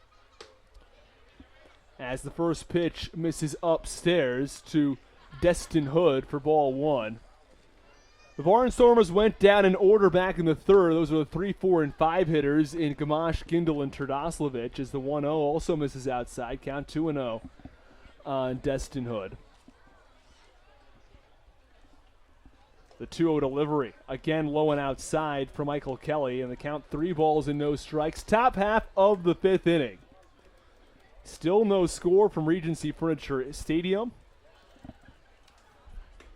As the 3-0 pitch, breaking ball on the outer half for strike 1. And the Blue Crabs have found ways to get on base, but actually bringing the runners home has been trouble for Southern Maryland. And the 3-1 swung on, a ground ball over to short. Garcia fields on the backhand, a long throw to first to get Destin Hood. Destin Hood did actually make his major league debut back in 2016. In 13 games, he had 25 at-bats. It's the only time he has played professionally at the MLB level. And in those 25 at-bats, he had a total of 6 hits. But interestingly enough, in his MLB debut, he had 2 hits. And in his final game in the MLB, he also had 2 hits. So 4 of the 6 coming in either his debut or his finale. as the first pitch misses outside to Casey Hobson, the 7-hitter. Oh, and again, it's called a strike. I beg your pardon. I see the pitch. I thought it was outside, and it's called a strike. So the 0-1 is swung on and missed by Casey Hobson. That's definitely a strike, and the count 0-2. And it seems like the zone is opening up a little bit towards that outside corner. We've seen it once, given the call to Bauman, and now Kelly getting the same nod. So Williams continues to at least give the same calls to both sides, and that's all you can ask for out of an umpire. The 0-2 is upstairs, and the count 1 ball and 2 strikes on Casey Hobson. Hobson at first base tonight as the 1-2 is swung on and blooped down the third base line, foul over towards the Blue Crabs bullpen. Josh McAdams gave chase, but he ran out of room. And it's a packed crowd here tonight in Southern Maryland.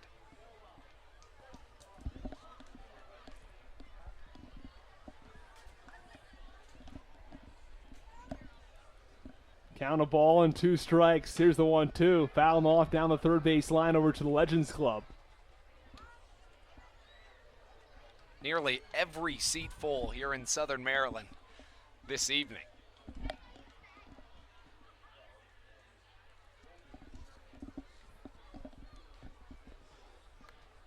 The 1-2. Swung on a high fly ball to left center field. Left fielder Tony Thomas takes a few steps in and makes the grab for the second out. So a quick 2 outs now from Michael Kelly. He fell behind in the count on the first batter, Destin Hood. Worked it out, and then here to Casey Hobson, gets a fly out to right field. And again, a very quick inning for Michael Kelly as this game remains scoreless. Kelly's worked 4 2/3 innings, thrown 59 pitches. His last outing, he went 5 innings and threw 121. He could very realistically throw 5 innings in exactly half the amount of pitches he did last time. First pitch misses upstairs, I believe. I thought I heard something from down below, but the count is a ball and no strikes on Zach Schenk. Can never be so sure anymore. I thought a couple of things were strikes, said they were strikes, and had them reversed. So the 1-0 pitch is a breaking ball in there for strike 1. And the count a ball and a strike now on Schenk. The 1-1. Fastball runs up and in. Count 2 balls and 1 strike. We've discussed how quickly Kelly works, and it's really true. He works incredibly fast on the mound. The 2-1 pitch swung on, a high fly ball to center field. Ruby Silva jumps on his horse, drifts back toward the warning track in front of the Belgian white sign, and makes the catch for the final out of the inning. Zach Schenk gave that ball a ride, but it was caught by Silva for the final out of the top of the 5th inning. We're going to keep it right here, though, as we're halfway done from Regency Furniture Stadium.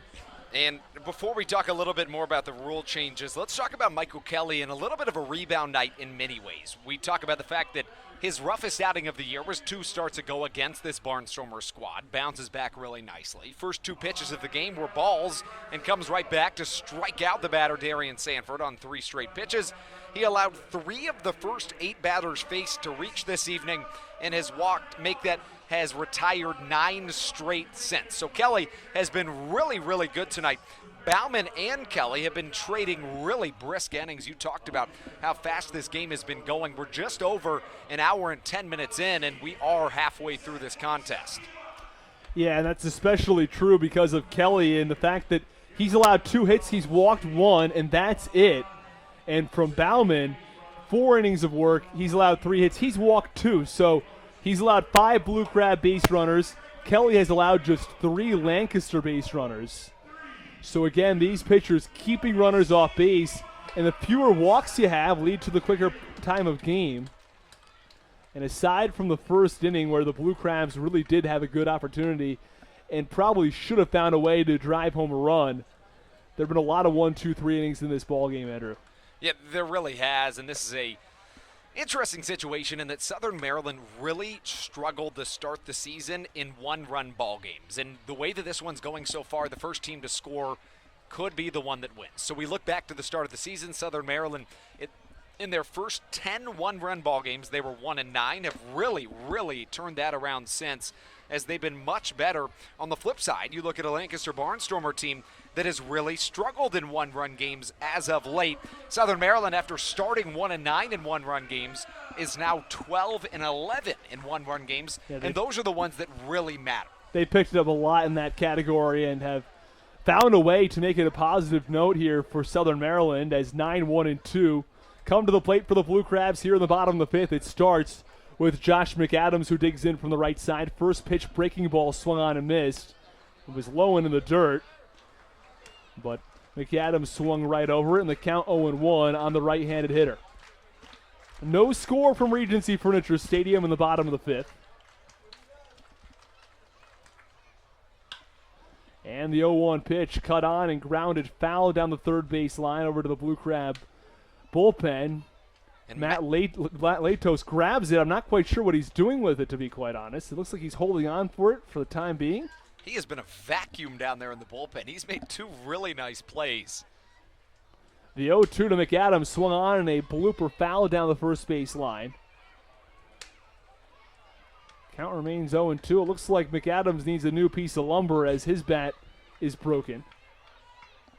Yeah, and last time McAdams was up, he struck out looking. That came just a couple of at-bats after Ruby Silva led off make that the bottom of the second inning with a single. That was back-to-back innings in which Southern Maryland got their leadoff man on, but that single from Silva is really the only time outside of one more single all the way since that second inning, that other single coming from Dean Green. But outside of that, a really nice turnaround from Buddy Bauman. He had the bases loaded back in that bottom of the first and worked out of it. Here's the 0-2 to McAdams, runs well low and in.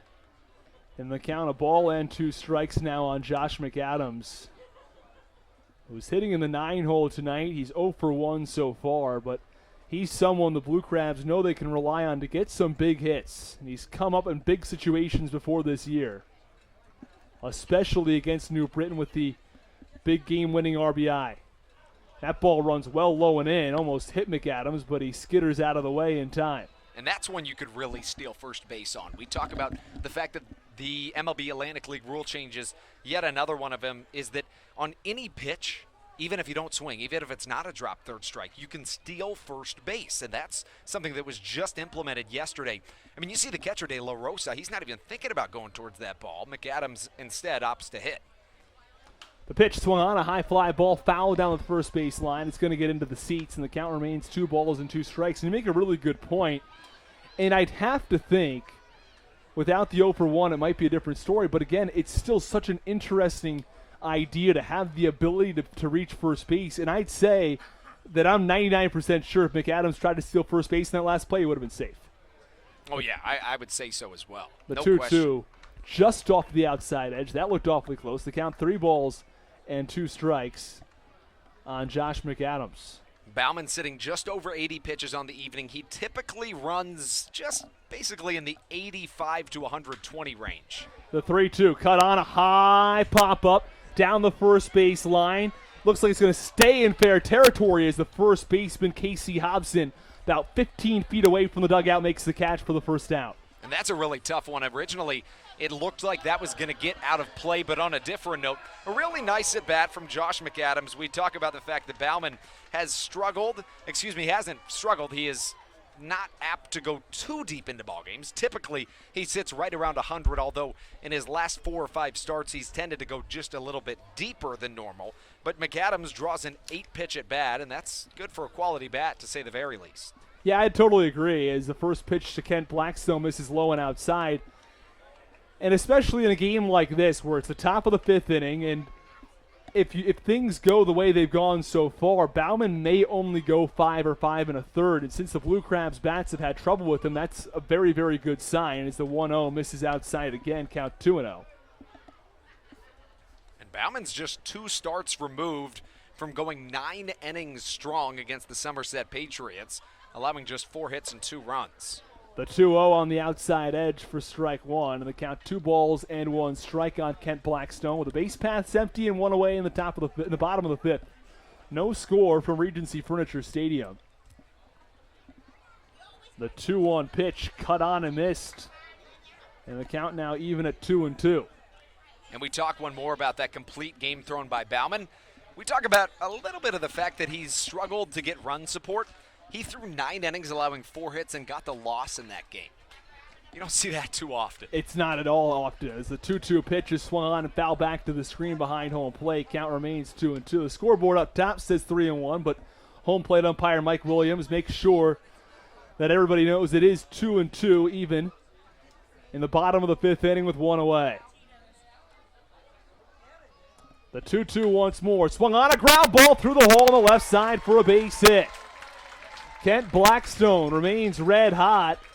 And I'll tell you, Andrew, that's not a ball that's hit extremely well, but he's finding the holes between fielders in the infield. Yeah, and sometimes when you're on a roll, it really doesn't matter how well you hit the ball. It just finds ways to get through. Oppositely, sometimes you're in a slump and you just smoke a ball and it goes right to somebody. But a little bit more on that piece from the decisions for Baumann. He started off this season through his first 3 starts and an additional appearance. He was 2-0 with a .47 ERA. Austin, he has lost each of his last 7 decisions since. Yeah, it's incredible to see the streak that he's gone on. And it's the first pitch on the outside edge to Garcia for strike 1. And by and large, as I mentioned, over the last 8 starts for Baumann, he has not pitched well. His ERA is at 6, but still, it's not that all 8 performances have been bad. He's had some that have been especially poor, and he's had a couple of decent ones mixed in there as they toss over to first. Baumann does, for that matter, and Blackstone back to the bag safely. Yeah, it's been a little bit of a mixed bag for Baumann. 4 of those 8 have been quality starts, but you look at a couple of other ones and you're running up in the run total in terms of the 5 to 8 range in terms of earned runs. Swung on a line drive down the right field line, and it tails foul. There's not a lot of foul ground down there in right field, just enough for one bump on the bullpen on the opposing team's side, and it just barely escapes foul from Edwin Garcia, who hit that ball quite well on the 0-1 pitch. Yeah, and we've seen Garcia driving a lot of runs of late, and we've seen Blackstone time and time again go first to home on an extra base hit. He easily would have scored on that play, you'd have to assume. Yeah, I would totally agree. Based on his speed and what he's done in the past, I think he would have been able to come home with that ball fair. The 0-2, cut on, foul tip, and into the mid of De La Rosa for strike 3. Edwin Garcia a little unlucky there as he got a bit of a piece of it, but De La Rosa hangs on, and there are 2 outs in the bottom of the 5th inning as Joe Benson comes to the plate. Joe Benson hitting just 208 on the season, but he's been slotted in at that 3 spot. Blue Crabs know he has power in his bat. He played well in the Minnesota Twins organization. Runner on first base with 2 away. Still no score from Regency Furniture Stadium. First pitch, fastball inside edge for strike 1. Yeah, and Benson has an interesting story. Played in 21 games in the MLB, all of them in September of 2011. You look at his numbers, though. Interestingly enough, he compiled somewhere a little bit over 15 hits, but 4 of those hits came in one game. Some believe that he is the individual with the least total MLB hits to have a 4-hit game. Wow. As the 0-1 pitch appears to have missed outside, and the count, a ball and a strike. Now, I'm not sure if they keep tallies on that or not. That's the issue. So Baseball Reference is really just an archive of anything baseball related. They noted that it can't be confirmed, but it's their suspicion that that's the case. The 1-1 pitch runs inside. The count 2 balls and 1 strike. That must have been a very special day for the young Benson. And at that point, you have to have a lot of optimism in the Twins organization. You see one of your rookies come up and put up a 4-hit game. Yeah, and interestingly, a September call-up typically isn't going to be an everyday guy when he gets called up. He was in the MLB for 23 days. He played in 21 games. Exactly. As the 2-1 pitch swung on a high chopper over to third base. And it's going to be a base hit as the third baseman, Joe Trdoslavich, first looked to go to second base, then looked at first, and didn't have a play at either spot. So a base hit for Joe Benson with 2 outs in the bottom of the 5th inning, and that's exactly the right call as a base hit. But at the same time, that definitely falls on the shoulders of Joe Trdoslavich that the Barnstormers are still in this inning. Yeah, and that was a tough play. It looked like off the bat, I was nearly certain that was going to be the shortstop Martinez's ball, but the way that it bounced, and it was going to be too deep of a play, taking it at the opposite direction, Turdoslavich had to step in and do something, and that is the third baseman's ball. Whenever he wants it on a play like that, it's the third baseman's job and right to get that ball. Then once he finally got there, even though it didn't seem like he was going to, he just didn't know what to do with it, and that led to the bobble. Nice base hit for Joe Benson, and now who else could come up to the plate? It's Dean Green, first pitch, swinging a line drive to left field, but it's right at the left fielder, Zach Shank, who makes the catch for the final out of the inning. We're finished with 5 innings of play from Regency Furniture Stadium. Still no score. We'll keep it right here with you at the end of 5 from Regency Furniture Stadium. And again, I think on that last play by Joe Turdoslavich, we've got a little bit of time here, Andrew. I feel like he looked at second base, and that was the issue. He thought he was going to get an out at second, but Blackstone runs so well that he realized he wasn't going to have a play. By the time he looked at first, he didn't have a play to get Joe Benson. Yeah, and that right there became the problem, a mixture of that and the fact that I think until the last second, he didn't think he was going to get that ball. He sees that Martinez is still behind him, takes a little bit of a weird bounce, and finally he's almost forced to pick up that baseball. And then all of a sudden you look up and you see the speed of Kent Blackstone. Turdoslavich and Blackstone really haven't seen each other all that much, although you have to know in the back of your mind Blackstone is awfully speedy, but in a snap decision like that, it's really tough.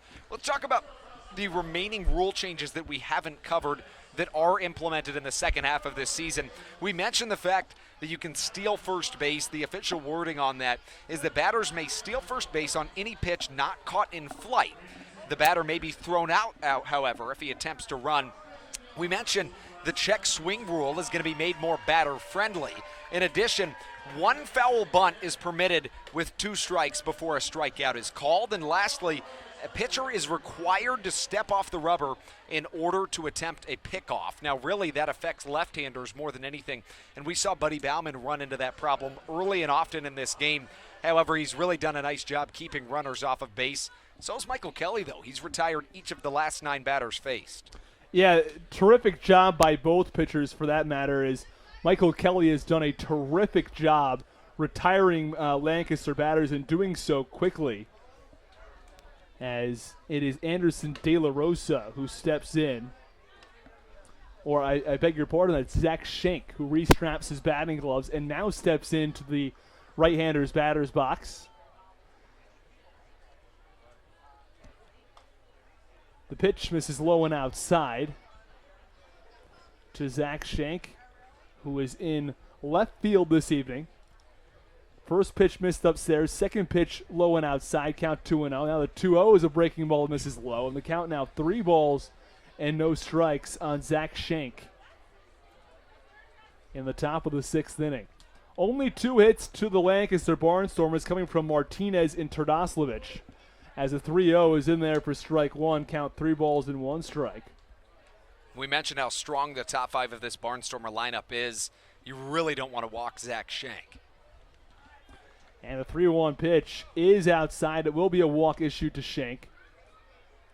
And there's a runner on first base here with nobody out, as we are back to the top of the order. Darian Sanford will step in from the left side. And let's just give an idea to some of the Blue Crabs listeners who may not know quite as much about these first 5 batters in the order for the Lancaster Barnstormers. Starting with Sanford, he's only hitting .241, but it's a little deceptive because of his unbelievable speed. First pitch bunting from Sanford. It's going to be foul in the batter's box, though. And the count 0-1. Yeah, you mentioned the speed of Darian Sanford. He's a guy unlike any other, arguably the fastest guy in all of professional baseball. He's got unreal speed, and he's able to steal bases at an unreal clip. He stole 3 bags in 1 game yesterday. Look back a couple of seasons ago for him. He stole 99 bags in 78 games in the Pacific Association in 2016. It's also interesting, he chokes up on the bat maybe an inch or 2, which is interesting because a lot of these guys can assign whatever, bat length they'd like, and he just decides, hey, I'll choke up on it anyways. Runner on first base, no outs. The 0-1 pitch swung on and top foul down the first base line. And the count 0-2. No score from Regency Furniture Stadium, top half of the 6th inning. And it's interesting that you mentioned the note about the choking up on the bat, because I was actually thinking about that last night.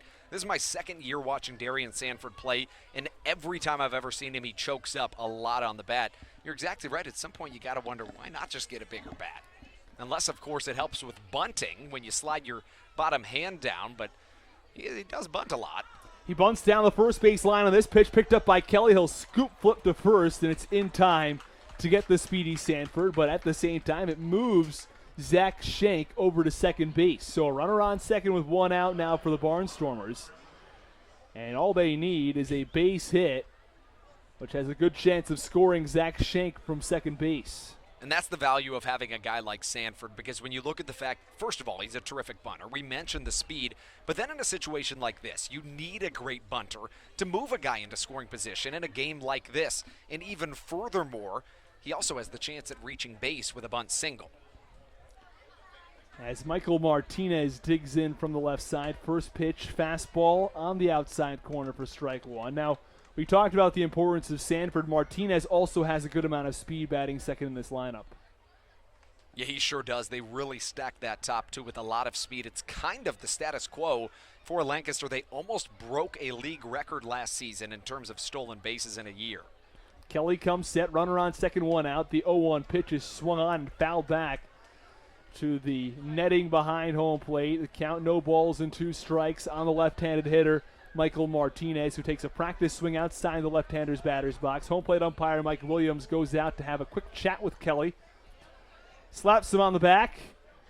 Now wipes off home plate, which already looked pretty clean, but he'll wipe it off again.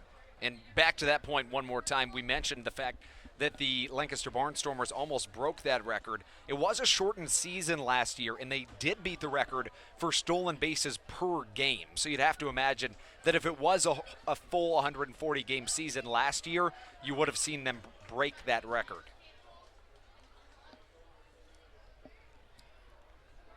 Martinez digs back in from the left side. Kelly set.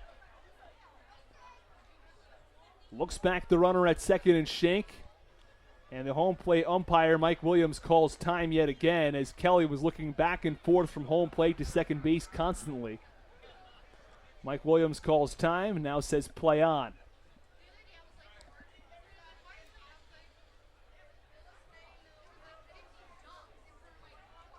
Maybe not quite on the same page with his middle infielders here, as I think he's uncomfortable with the lead that Zach Shank has back there at second. Additionally, with the pickoff rules in the Atlantic League, there's no spin move in place. So you got to keep Shank close. Kelly now focused back on home plate, looks back, Shank yet again at second. A very long look. Edwin Garcia motioning over to him. The 0-2 pitch swung on and fouled back to the netting again. It looked like as that pitch was being thrown, Garcia ran to go cover second base. Now let's keep in mind, this is the first season that Garcia and Kelly have played together, so not always going to be on the same page, but Garcia is very, very good out there at short, so he'll get it done. A Gold Glove winner at that. Kelly set. The 0-2. Cut on a line, drive into left center for a base hit. Ruby Silva quickly ranging over to the ball. He'll throw it into the infield, and that keeps Shank at third base. So runners on the corners now with one out for Lancaster, but a crucially important play because the line drive wasn't that high. Shank didn't get a great jump on it, and there are now runners on the corners. That prevents Shank from scoring a run. And that's kind of the in-between of what we talked about earlier. Sometimes you hit it too hard and you get out. Sometimes you well-place a ball, even though you don't hit it that hard, and you get a hit. Right there, it's kind of right in between, but it ends up hurting the Barnstormers. You also think about the fact that Martinez's speed, you know, it's a threat of a stolen base here, but the double play is in order as we sit at the moment. Dan Gamache digs in from the left side. He's fifth in the Atlantic League in RBIs as Gamache, with 45 of them on the season. First pitch to Gamache, a breaking ball misses low for ball one. His peak was back in 2015 and 2016 as he played with the Indianapolis Indians, who are the Cleveland Indians AAA affiliate. Runners on the corners is one out. The 1-0 from Kelly. Fastball. Ooh, on the outside edge. Looked awfully close there, but he gets the benefit of the doubt from home plate umpire Mike Williams. With the Indians, Gamache had 176 at-bats, hit 244 in 2016, hit 257 in 2015. Those are respectable numbers to put up at the AAA level, Andrew. Yeah, they really are. I mean, he's a guy that can just hit the ball. He's proved that at this level as well as the AAA level. The 1-1 pitch swung on, and it's tapped foul towards the Blue Crabs dugout. And Michael Kelly finds himself ahead in the count now, 1 ball and 2 strikes. But he's had to work a lot harder in this inning than he has in any previous one. You're exactly right. The last time that Michael Kelly was in a real jam was when Dan Gamache grounded into an inning-ending double play all the way back in the first inning. So you're looking at a similar situation here, ideally, if you're the Blue Crabs. 1-2, swung on and fouled back again on a line to the screen. The count remains 1 ball and 2 strikes on the left-handed bat. Takes a practice swing outside the batter's box. Restraps the batting gloves. And they'll dig that back left foot into the left-hander's batter's box.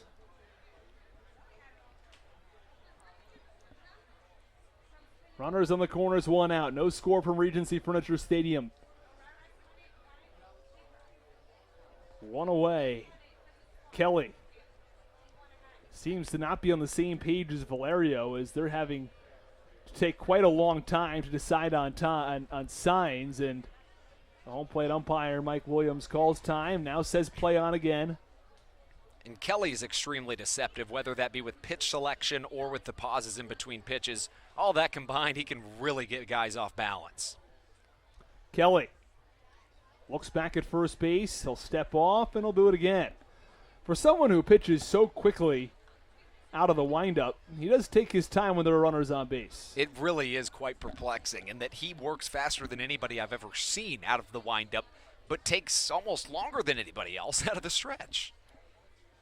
The 1-2 from Kelly, low and in, and the count even at 2 balls and 2 strikes.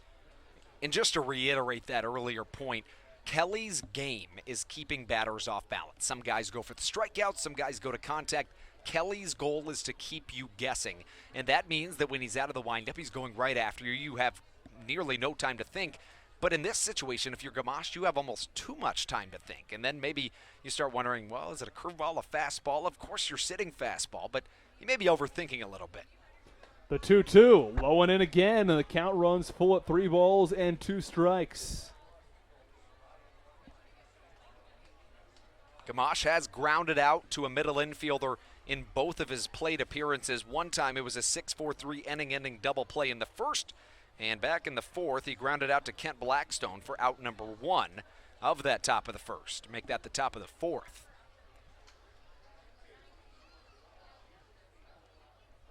Runners on the corners with 1 out. The 3-2 swung on, a chopper over to first base. Dean Green fields it, throws home, throw to plate. Not in time. It scores a run, and also everybody is safe.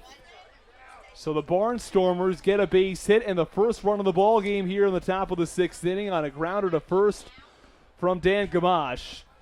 And that's got to hurt for the Blue Crabs. Yeah, and that hurts for a couple of reasons. And, of course, as a corner infielder, your first instinct is going to be go home with the ball. Now, Green had to step in. He wasn't really covering the bag all that much. He was getting a cheat step in.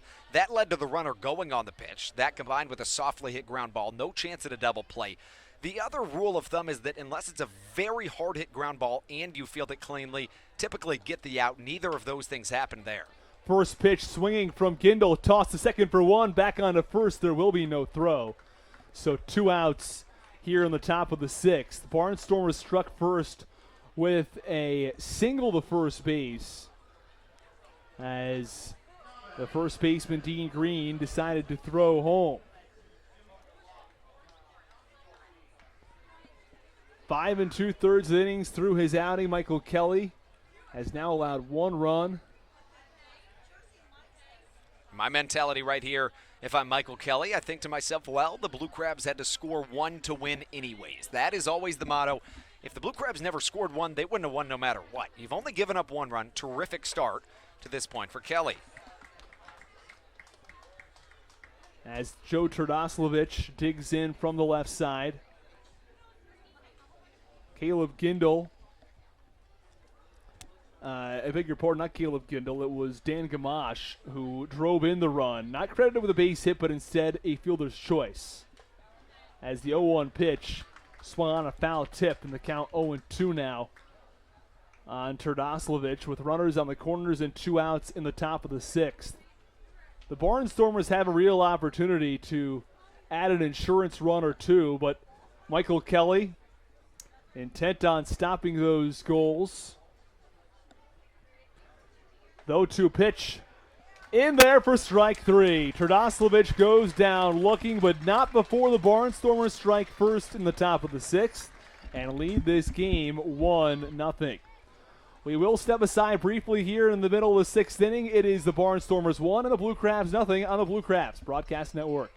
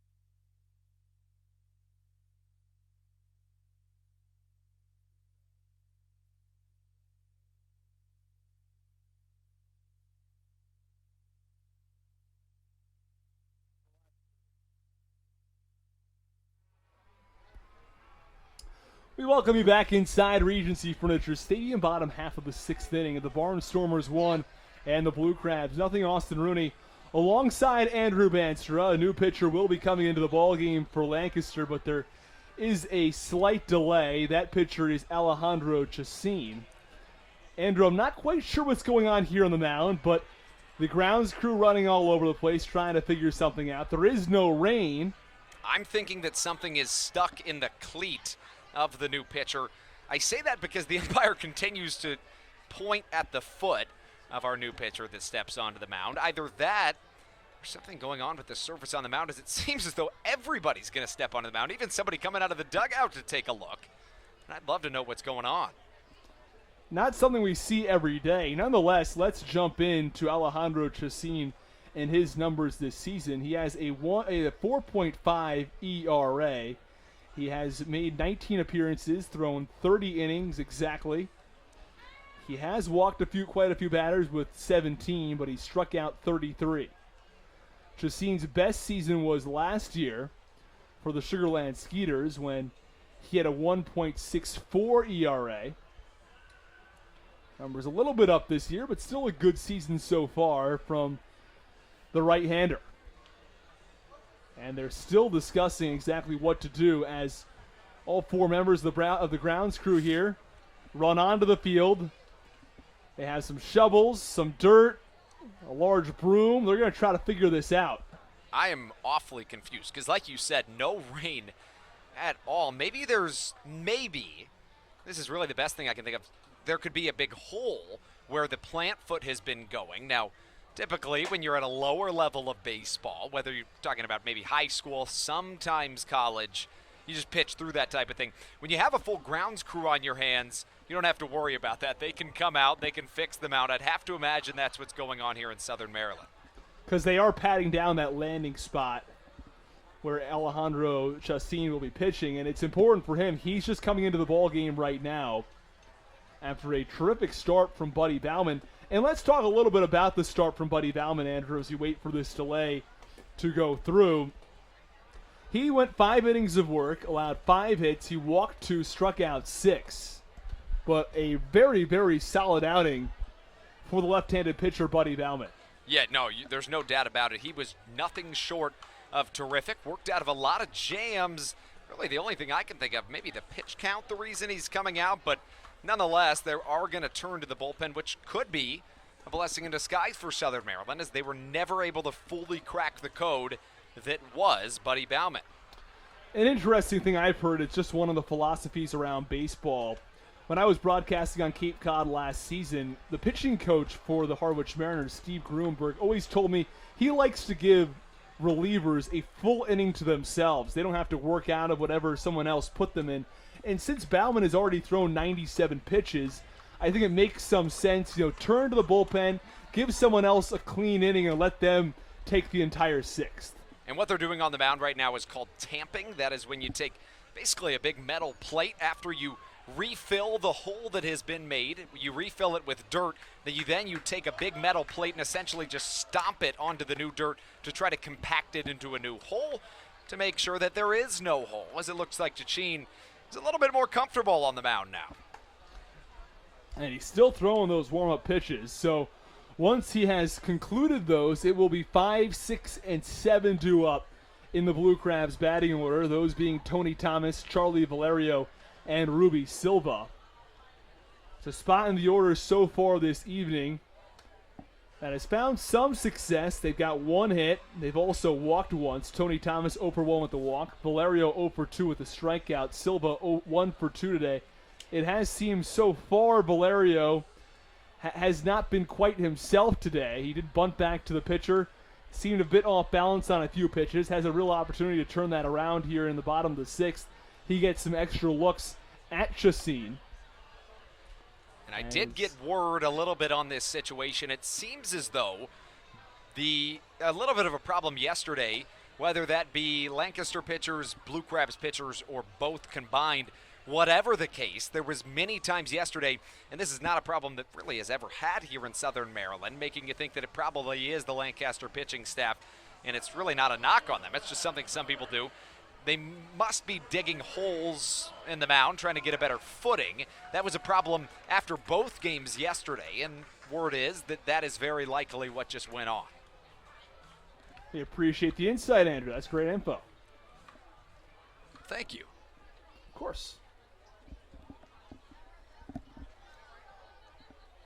Well, Tony Thomas digs in, waves the bat behind his head. First pitch fastball from Chacin is on the outside edge for strike 1. Tony Thomas has this season been a hitter who has been what is often called feast or famine. He's got the multi-hit games coming all over the place, but also quite a few games where he's gone 0-4. As the 0-1 pitch misses outside, Tony Thomas is going to try to steal first. There is no throw. He's aboard. And we've seen it.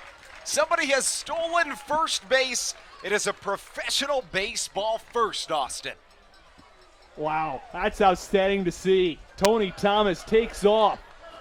He saw that the catcher, Alejandro De Rosa, was not going to get to that ball for a little while. Wasn't in all that much of a hurry, and Tony Thomas says, well, I'll take first base. And that's what we've been waiting to see. Of course, the MLB Atlantic League rule changes show that if a pitch is not caught by a catcher, you're in fact able to steal first base. A lot of lackadaisical action from both sides, and that you just don't expect somebody to actually do it. Thomas has the wheels, and he booted down to first base. Well, it's a big play for the Blue Crabs They have the leadoff man on here in the bottom of the 6th. First pitch, Valerio opts to bunt and bunts foul. Again, you don't see this all that often from someone like Charlie Valerio, who is hitting .300, leads the team in batting average, and he's been really fantastic at the plate from both sides. As he waves his bat in a circular motion. No outs, bottom of the 6th inning. Pitch comes in on Valerio and hits him in the upper thigh. And there are runners on first and second with nobody out from the bottom of the 6th inning. So Valerio reaches on a hit by pitch. Thomas reaches on a steal of first base. And so there are runners on first and second with nobody out as Ruby Silva comes to the plate for the Blue Crabs. Silva 1 for 2 on the day. He had a big 2-run home run over the Mini Monster in Game 2 yesterday. That was back in the 2nd inning and gave the Blue Crabs a 2-0 lead at the time. They've got a terrific opportunity. The entire left side of the infield wide open for Ruby Silva. He bunts down the third base line. It's going to be a tough play. Fielded by Chassin. Throw to first is in time. Got him by a half step, but he moves the runners over. Tony Thomas now stands on third. And it is Charlie Valerio who stands on second base. So the Blue Crabs have the go-ahead runs in scoring position. And it's John Griffin, the 7-hitter. Or I beg your pardon, he bats 8th tonight. Who digs his feet into the right-hander's batter's box. Chassin looks to retie his shoelaces as he picks up his glove. A gutsy play for Ruby Silva, and it almost worked to perfection. It does still advance the base runners. Griffin taps home plate twice with 1 out in the bottom of the 6th. The pitch, fastball low and outside for ball 1. And it all started on the steal of first base from Tony Thomas.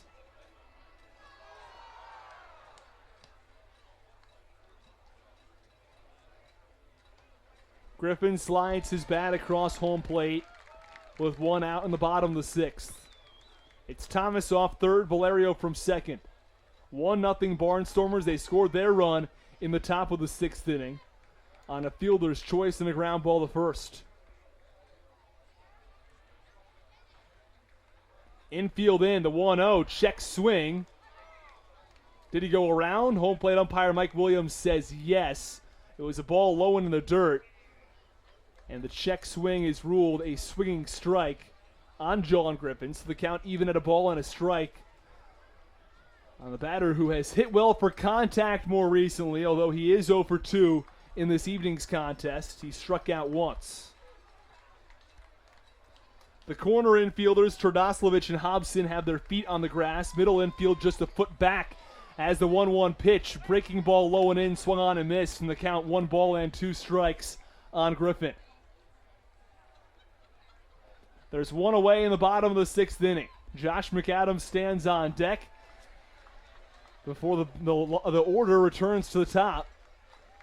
Or Blackstone's 2 for 3, but first, it's John Griffin, who's behind in the count 1-2, with 2 runners in scoring position. Here's the pitch. Fastball. Ooh, looked awfully close. Mike Williams says ball 2. And that's a pitch on the outside part of the plate, maybe a few inches off the outside part of the plate, that Mike Williams has called a strike a few times. But the veteran, John Griffin, still alive. Here's the 2-2. That runs in. Count full at 3 balls and 2 strikes.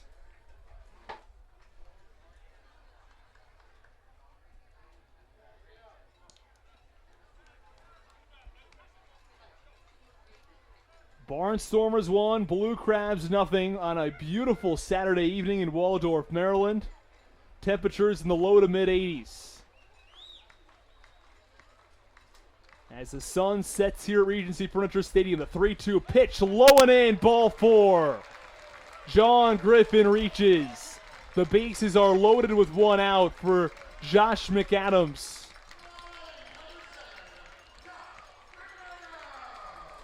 And the catcher, Anderson De La Rosa, calling signs out to his middle infielders. I'd have to believe that has something to do with the defensive setup for the Barnstormers as they return to normal depth. Third baseman Joe Turdoslavich in line with third base, so he's in a little bit. The middle infielders are at double play depth as the shortstop Michael Martinez has a conversation with Charlie Valerio. Third base coach Daisuke Yoshida, I'm not exactly sure what he's doing over there, but he's tapping the third base line with his cleat. John Griffin leads off first, Valerio from second. Tony Thomas a short lead off third is the first pitch to the right-handed hitter, Josh McAdams, a breaking ball in for strike one. A critical point in this ball game as the Blue Crabs trail the Barnstormers 1-0. One away and the base is loaded. McAdams with a bat on his shoulder. Chassin comes set, gets a sign from his catcher De La Rosa. The 0-1 offering, swung on, a high fly ball foul down the first base line. It's going to get into the seats, and the count no balls and 2 strikes. Blackstone takes practice swings. He stands on deck. He's 2 for 3 and has seen his batting average climb all the way up to 262.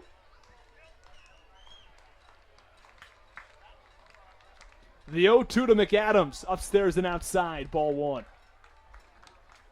An outstanding opportunity to try to at least drive in Tony Thomas from third base. Maybe a sac fly would do it.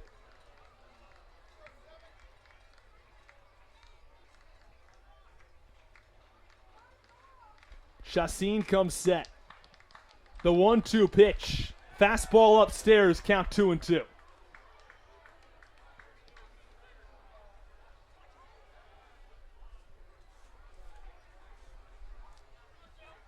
Two balls and 2 strikes on the right-handed hitter, Josh McAdams, who after a good game yesterday, he was 2 for 3, gets a start again tonight. He's 0 for 2 so far in this evening's contest. Has the biggest at-bat of the game up to this point as he steps out and calls time. Home plate umpire Mike Williams says play on.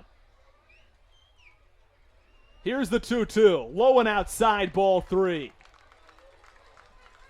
Josh McAdams, someone who's told me when he comes to the plate, he doesn't look to get a walk. He wants a hit. But at this stage in the ball game, with the bases loaded and 1 out, and the Blue Crabs trailing by a run, I'm sure he'd take a walk just fine to tie this game.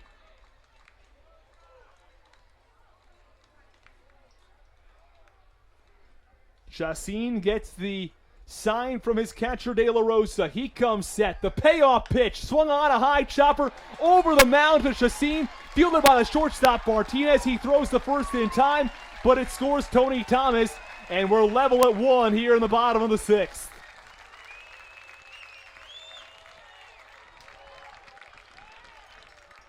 Josh McAdams comes through on a high chopper over the leaping glove of Alejandro Chassin. On a 6-pitch at bat, he drives in the run. There will be a pitching change from Regency Furniture Stadium. John Griffin stands on second base. Valerio will be off of third when we come back. But it's 2-0. I beg your pardon, 1-1 from Regency Furniture Stadium. Top of the order coming up next for the Blue Crabs. You're listening to the Blue Crabs Broadcast Network.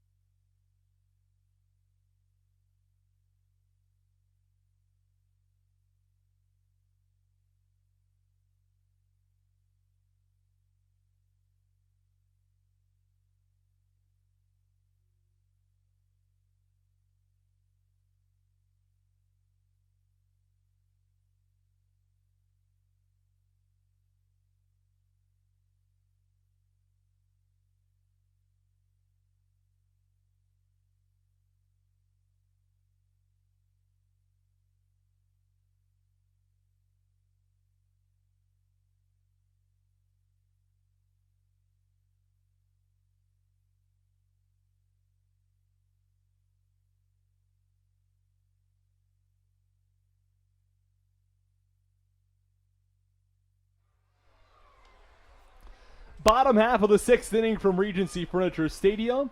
A 1-1 ball game in Waldorf, Maryland. New pitcher on the mound is Matt Marksberry. And Matt Marksberry does not have a great ERA at 6.47, but what he has done well is what he's been able to accomplish recently. In his last 8 2/3 innings of work, Marksberry has not allowed a run, and for that matter has allowed only 2 hits, and he's walked 2 as well. Marksberry has strikeout stuff, 40 strikeouts in 32 innings, a 4-3 record as well. Blackstone digs in from the left side with runners on 2nd and 3rd and 2 outs. The Blue Crabs looking to take the lead here in the bottom half of the 6th. First pitch, breaking ball outside corner. Check swing from Blackstone. It's a called strike nonetheless, though, on the count 0-1. Valerio, who reached on a hit by pitch, leads off of third base. John Griffin reached first on a walk. He leads off second. 1 run already in on the inning. The 0-1 pitch. Breaking ball at the belt for strike 2. Blackstone steps out, takes a practice swing, taps home plate twice, and digs back in from the left side. Marksberry holds the ball behind his back. Now in his tan leather glove. The pitch. That misses for a ball.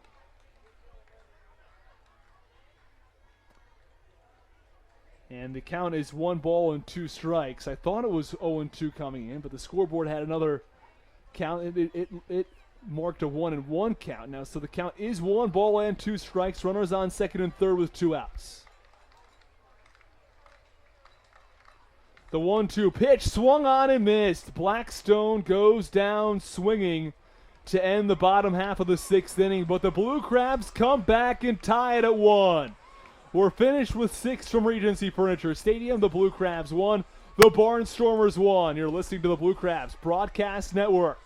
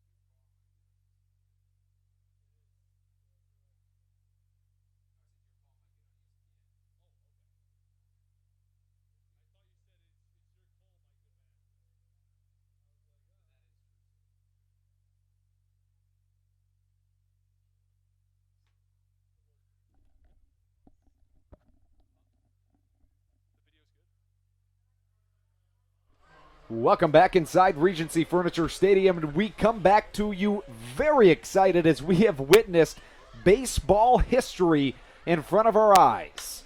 This pitch hit well to the right side, and the count now 0-1.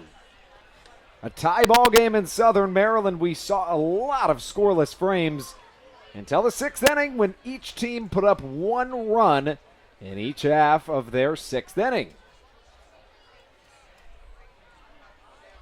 This pitch also crosses for a strike. Kelly is really throwing well tonight.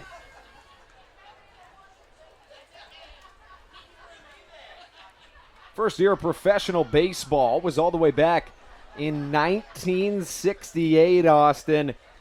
MLB's in its 150th year. And for all that time, America's Pastime saw a first right here at Regency Furniture Stadium this evening, Austin, as we saw Tony Thomas steal first base, and what a showing it was. What an exciting thing to see. And what are your thoughts on it, Austin? Well, it was very cool to see Tony Thomas take off, and it made a lot of sense. I'll get to that in one moment. Strike three, and Michael Kelly's right back where he started. Well, it made a lot of sense situationally. First of all, you got a guy in Tony Thomas. He's somebody who has played independent ball for a couple of years. He's a veteran, if you will, in the Atlantic League, or in baseball for that matter. So it makes sense that he's someone who is very team-oriented at this point. He loves just to play the game of baseball. Maybe a little bit less worried about numbers or something like that. And also, the Blue Crabs trail by a run. So these are classic examples of times when the Blue Crabs need a run. Ball gets by the catcher. Tony Thomas sees the opportunity, and he takes first base. And Michael Kelly right back where he started. 0-1 the count. And he'll step off before issuing his next pitch.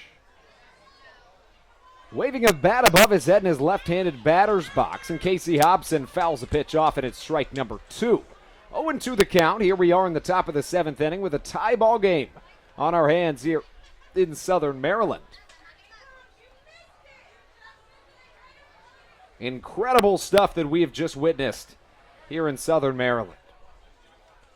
This pitch misses outside. The count 1-2. And honestly, Austin, considering the fact that baseball is America's pastime, it's not so often you get to see the very first thing ever happen in America's pastime, but we saw it tonight, and very thankful to be here. Andrew Banster alongside Austin Rooney, and we've got 3 balls and 2 strikes to Casey Hobson. Kelly, black glove in front of his face. Here comes the payoff pitch. It'll be hit foul, and we'll have to do it once more.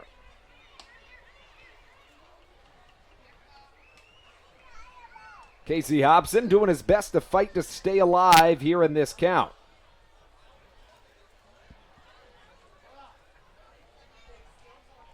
Kelly with a long look into Valerio. Here comes the payoff pitch once again, and it just misses outside. A 1-out walk puts a runner on. And that's the second time that we've seen Michael Kelly issue a walk. Somebody in the bottom 3 of this order, which is a bottom 3 that realistically really struggles. Outside of that, Kelly's had a terrific outing. And we're going to do our best to give you a replay of what we saw on that steal of first base. If you missed it, stay tuned. We'll have it back up in just a couple of minutes. Here we are with 1 down. We're in the top of the 7th inning. It's a nail-biter in Southern Maryland. These two teams much more focused on getting make that a second-half victory as opposed to the baseball history that we just witnessed.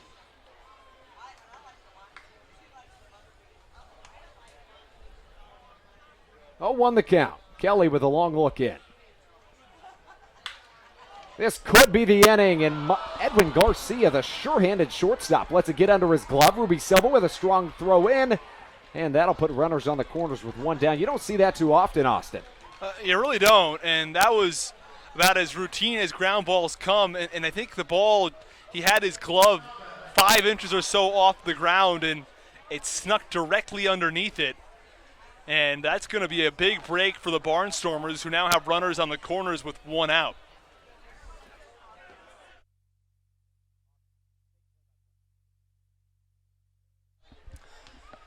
So runners on first and third with 1 away.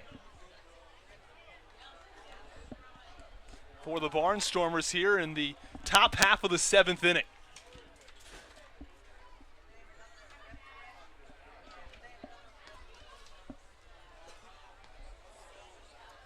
The pitch, fastball on the outside corner, and the count 0-2 now on the 9-hitter Zach Schenk.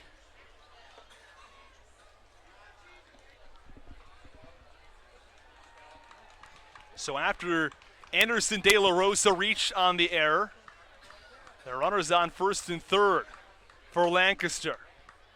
Michael Kelly comes set.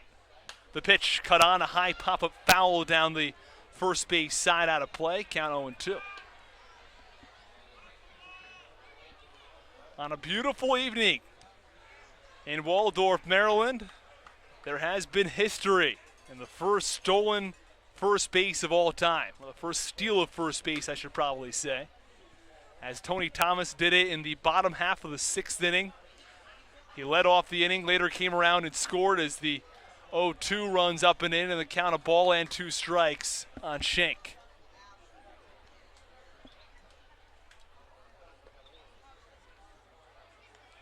Michael Kelly, who so far has pitched pretty well and nearly got out of the top of the 7th with a double play ball, has instead runners on the corners with 1 out as the 1-2 pitch, a fastball low and outside.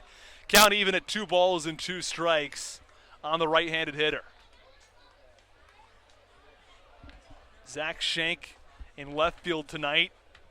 It's a big batter for Michael Kelly, not only because there's a runner 90 feet away with 1 out, but also because the top of the order is due up next, and this is the most dangerous part of Lancaster's order.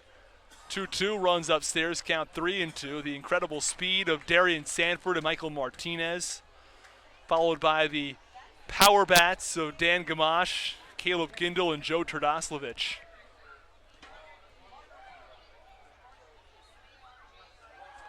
Casey Hobson leads off third, Anderson De La Rosa from first. Count full, the 3-2 pitch in the dirt for ball 4. Michael Kelly walks Zach Schenk, and the bases are loaded with 1 out. And that will do it for Michael Kelly's night as manager Stan Clyburn walks out to the mound. He points to the bullpen. There will be a pitching change from Regency Furniture Stadium as Michael Kelly's night comes to an end. It was an awfully good one, especially for the first 5 innings when he did not allow a single run. Allowed 1 in the top of the 6th. The bases are loaded here in the top of the 7th.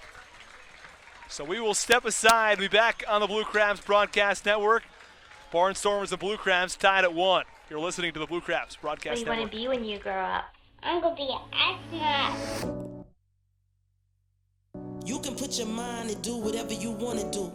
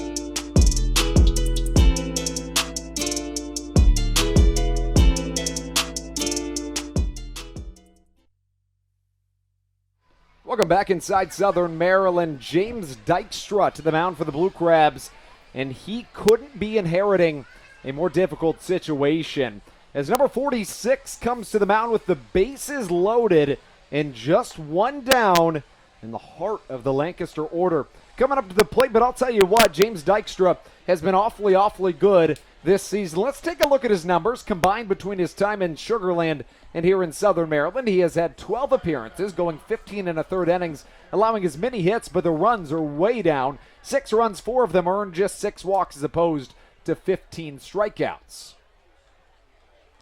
As he hops up onto the mound, and he'll come up to face off against Darian Sanford. It's the top of the lineup for these Lancaster Barnstormers. His speed nearly certainly bars a double play ball. Josh McAdams and Dean Green toe the grass. James Dykstra will do everything in his power to try to get a strikeout here in one of the most crucial situations in the contest. 0-1 the count.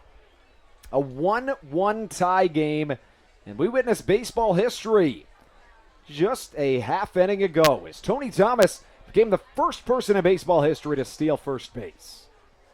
Outfield very shallow. Sanford not with a whole lot of power in that bat. That pitch misses somewhere, and the count even at a ball and a strike. The small frame of Darian Sanford makes for a much smaller strike zone. He stands at just 5 feet 9 inches, weighing 165 pounds, all of which playing into his unreal speed. 1-1 pitch.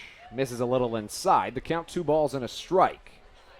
Kelly is on the hook for the runners on first, second, and third. Outside of that, he had an absolutely terrific outing, allowing just 3 hits, but as Kelly's night went on, the walks started to come with it. He would end up walking 4. 2 balls and a strike. The count from James Dykstra to Darian Sanford. Sanford chokes up on the bat, and a ball catches outside. James Dykstra needed that call in the worst of ways, and Mike Williams says strike number 2. Ever since the bottom of the 4th inning, that strike zone has opened up a little bit on that outside corner to left-handed batters in particular. Kelly wasn't getting it for the first couple of innings, but consistently got it after, as did any Lancaster pitcher on the mound. This pitch right up the middle, that could be 2. The throw to home, now to first, and the speedy Darian Sanford has been thrown out in a play that you almost never, ever see. Darian Sanford gets put into a double play, and James Dykstra comes up in one of the most difficult situations you could ever find yourself in, and somehow works out of a very, very difficult jam. Austin, what a play by Dykstra. It does not get much better than that. James Dykstra fields it, throws to the plate. Charlie Valerio does not miss a beat, fires the first, and that ended the top of the 7th. So what could have been a terrible situation for the Blue Crabs as the Barnstormers look poised to take the lead and possibly add a couple of insurance runs. Instead, the Blue Crabs ended on a 1-2-3 double play. We've seen a terrific game to this point. You don't want to go anywhere. Austin and I will step aside for just a brief moment. We'll be right back on the Blue Crabs Broadcast Network.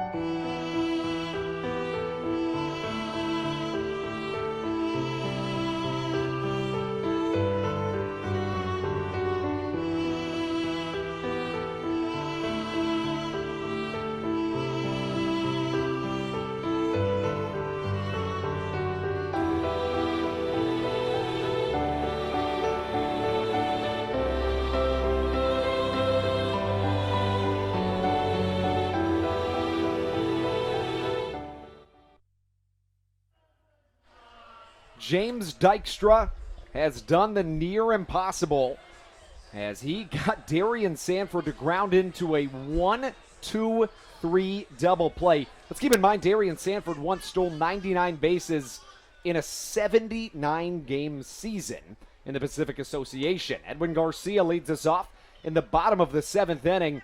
In the first pitch that he sees, he swings through for strike number 1. That Dykstra-induced double play puts Kelly off of the hook as the bases were loaded when he exited.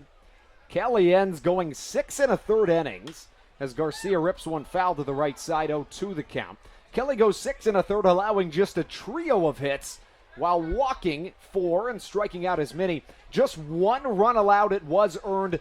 Dykstra has now gone 2/3 of an inning, doing so on 5 pitches. As we've got a really good game on our hands in Southern Maryland. Check swing, did he go? A check down to first, and we're not even going to get the appeal. Now let's keep in mind some really big implications of this ball game. The Blue Crabs have a chance to not only advance to 2-0 in the second half, but additionally to extend their win streak to a season-best 5 games, dating back to before the All-Star break. A ball and 2 strikes. The pitch hit well to the right side on the ground. A couple of weird hops, and it eats up Dan Gamache. A wild throw to first, and getting on bag there, and that's going to be an error on the second baseman, Dan Gamache, but you'll take it if you're the Blue Crabs. Yeah, big-time error committed over at shortstop, at second base there by Dan Gamache, as it looked like it would be an easy first out to the bottom of the 7th inning, but instead Edwin Garcia reaches, and the Blue Crabs with an opportunity to take the lead here in the bottom of the 7th. As Joe Benson comes up, do you bunt with Dean Green on deck? I'm going to say no. I think that you rely on your bat here and try to keep it with no outs. Dean Green, of course, has been a force since he's entered the Atlantic League. But it's not going to matter either way. He gets the free bag as he's hit by a pitch. And now we have runners on first and second with no outs. And the powerful Dean Green coming up to the plate. And Green, like you said, a force to be reckoned with. It's Matt Marksberry on the mound. The southpaw stands at 6'1", 185 pounds. Originally out of Cincinnati, Ohio. Still lives there. He has played in the MLB. But no matter what your experience is, Dean Green is a tough guy to face right now. Yeah, well, Marksberry's ERA isn't pretty. It's right around 6.40 right now. But although his ERA is high, it's been going down significantly recently. He has not allowed an earned run in the last 9 innings. Actually, has only allowed 2 hits in that time frame. First pitch inside, but will catches a strike to Dean Green. Not quite as well as Matt Latos is pitching right now, but still doing a terrific job. Marksberry on the mound. The southpaw faces off against one of the toughest outs right now in the Atlantic League. 0-1, struck well, but well foul, and it hits the top of the Legends Club over in the seating bowl to the left side, and the count now 0-2. Green has played here in Southern Maryland for 8 games, and he's got an 8-game hitting streak. You do the math. He's doing terrifically. Coming into this game, Austin, in just 7 games played, Green tied for 8th on the Blue Crabs team in RBIs. Yeah, it's unbelievable the impact he's been able to make so early in his tenure here with the Blue Crabs. This pitch misses upstairs a little bit. 1-2 the count on an elevated fastball from Matt Marksberry.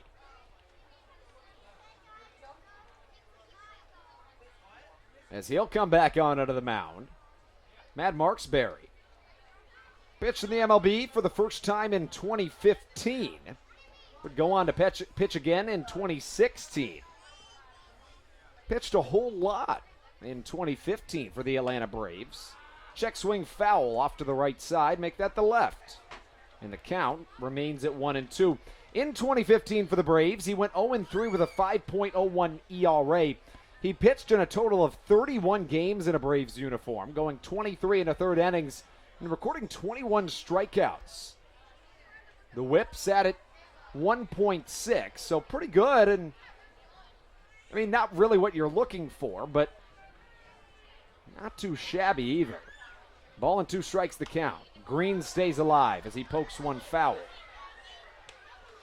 Marksberry, originally a 15th round draft pick by the Braves back in 2013 out of Campbell University in Bowie's Creek, North Carolina.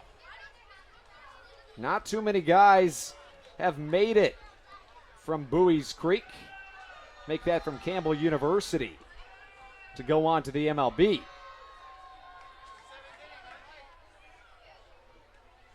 As Dean Green awaits. Just 10 players in MLB history have made it to the MLB out of Campbell University. They've got one Hall of Famer as well. It's Gaylord Perry. He pitched 22 years in the MLB. An awfully good pitcher. Perry led the MLB in complete games in back-to-back years in 1972 and 1974. A long look back to second. The 1-2 again. Hit well to the left side. That could be a run. Daisuke Yoshida will send Edwin Garcia. It's going to be a bang-bang play. The throw-off line gets past Anderson De La Rosa, and that gives Joe Benson time to get to third, and a costly error by the Lancaster Barnstormers that got Edwin Garcia on base will wind up getting him around for the go-ahead run here in the bottom of the seventh in a game that has seen very few runs, and runs are coming at a premium, and we could see even more. Now, last time Tony Thomas was up to the plate, he made baseball history. That's right, in all of the time of America's pastime. It was the first time ever that first base has been stolen, and Thomas did it in his last at-bat. New pitcher on his way to the mound when we return from a short break. Austin and I will step aside for a moment and be right back on the Blue Crabs Broadcast Network.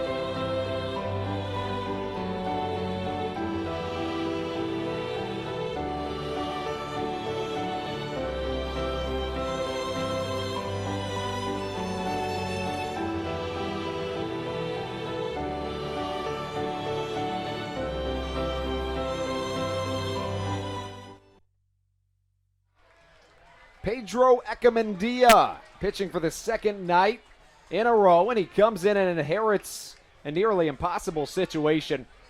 Runners on the corners, not a single out. So far in this inning, no outs have been recorded, yet when you look back on the inning, we see the fact Edwin Garcia reaches to lead off the inning on an error, has already come around to score.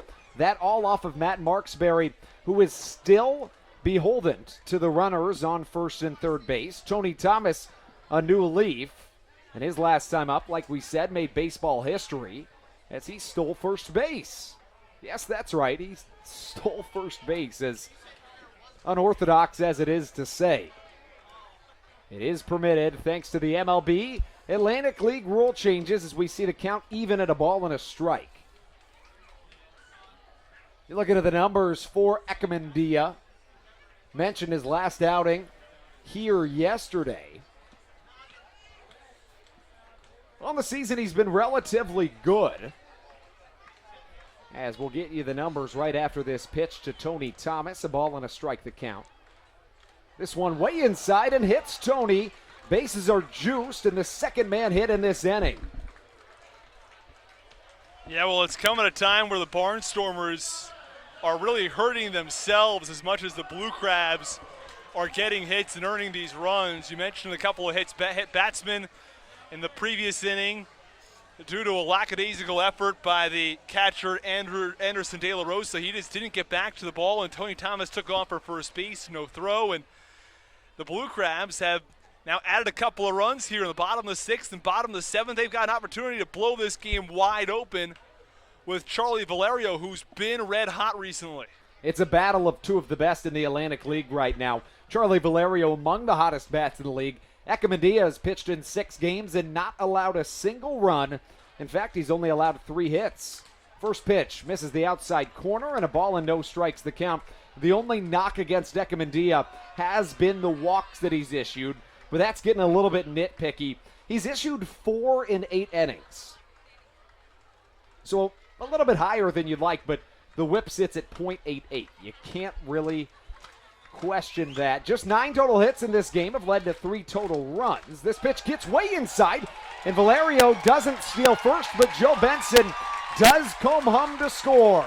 We've got a 3-1 Blue Crabs lead here in Southern Maryland. That's another big mistake here by the pitching staff, and it's a wild pitch. It gets well away from the catcher De La Rosa, and again, the Blue Crabs take advantage of it. They score a run. I was a little surprised not to see Valerio go to first base, but again, there have been a lot of opportunities for both these teams to have runners trying to steal first base. They haven't done it yet, and Valerio follows suit. Of course, I shouldn't say they haven't done it yet. They've done it once, of course, with Tony Thomas, but and realistically, even on Thomas's, he took a good long wait before he did it. It's not your first instinct, but he had the time. He did. He absolutely did. 2-0 pitch. Swung on and missed. As we've seen 4 crucial mistakes from this Lancaster Barnstormers team in this inning already. A leadoff error by Dan Gamache later brought around Edwin Garcia to score. We've seen that wild pitch that brought in a run, and we've also seen 2 hit batsmen.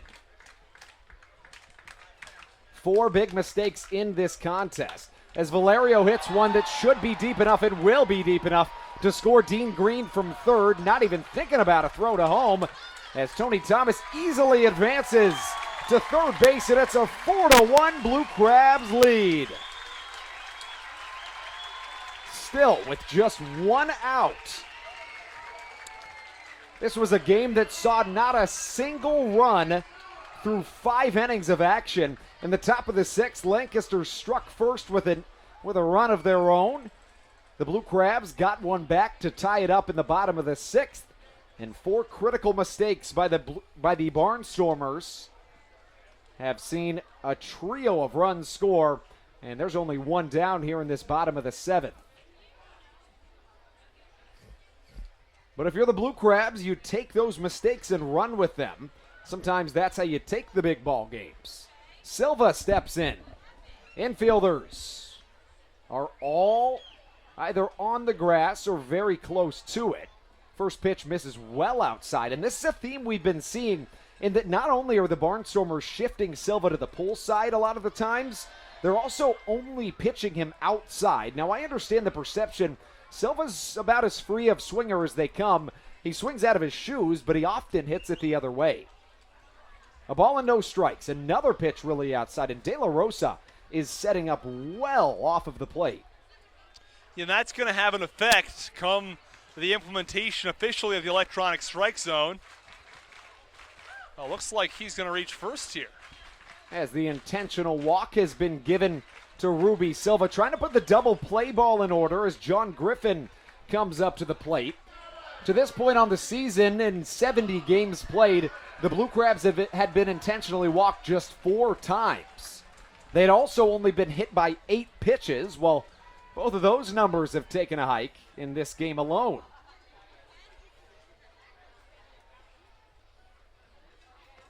As John Griffin steps up to the plate, he's got an opportunity to blow the doors off of this game and really make it a much, much bigger Blue Crabs lead.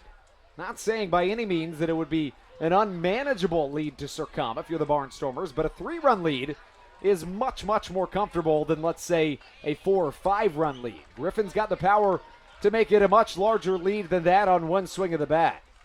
First pitch from Ekamandia, curveball that catches the outside corner, 0-1 the count. Yeah, that looked a little low and outside, but again, it's when the ball crosses home plate, not when it's caught by the catcher. And by the time it was caught, looked right around ankle high, but when it crossed home plate, maybe a little bit closer to knee high. Griffin, as per usual, sticks the bat out in front of him. Now he's got it near his right chest. This pitch is going to shake up the veteran backstop for the Barnstormers, Anderson De La Rosa, just a little bit.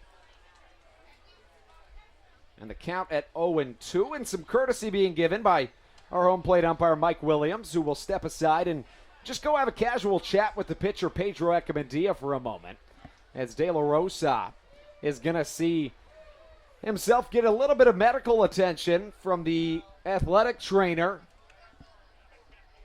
by the name of Anya Holmberg for this Lancaster Barnstormers team. Yeah, on deck for the Blue Crabs is Josh McAdams, who tied the game, or had the game-tying RBI, I should say, in the bottom of the 6th inning. With the bases loaded, he had a high chopper over the pitcher's leaping glove.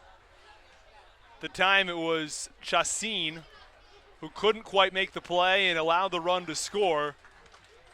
And that tied the game at 1-1. But here in the 7th, the Blue Crabs have blown the gates open. It's 4-1. They've got an opportunity to make it 5-1.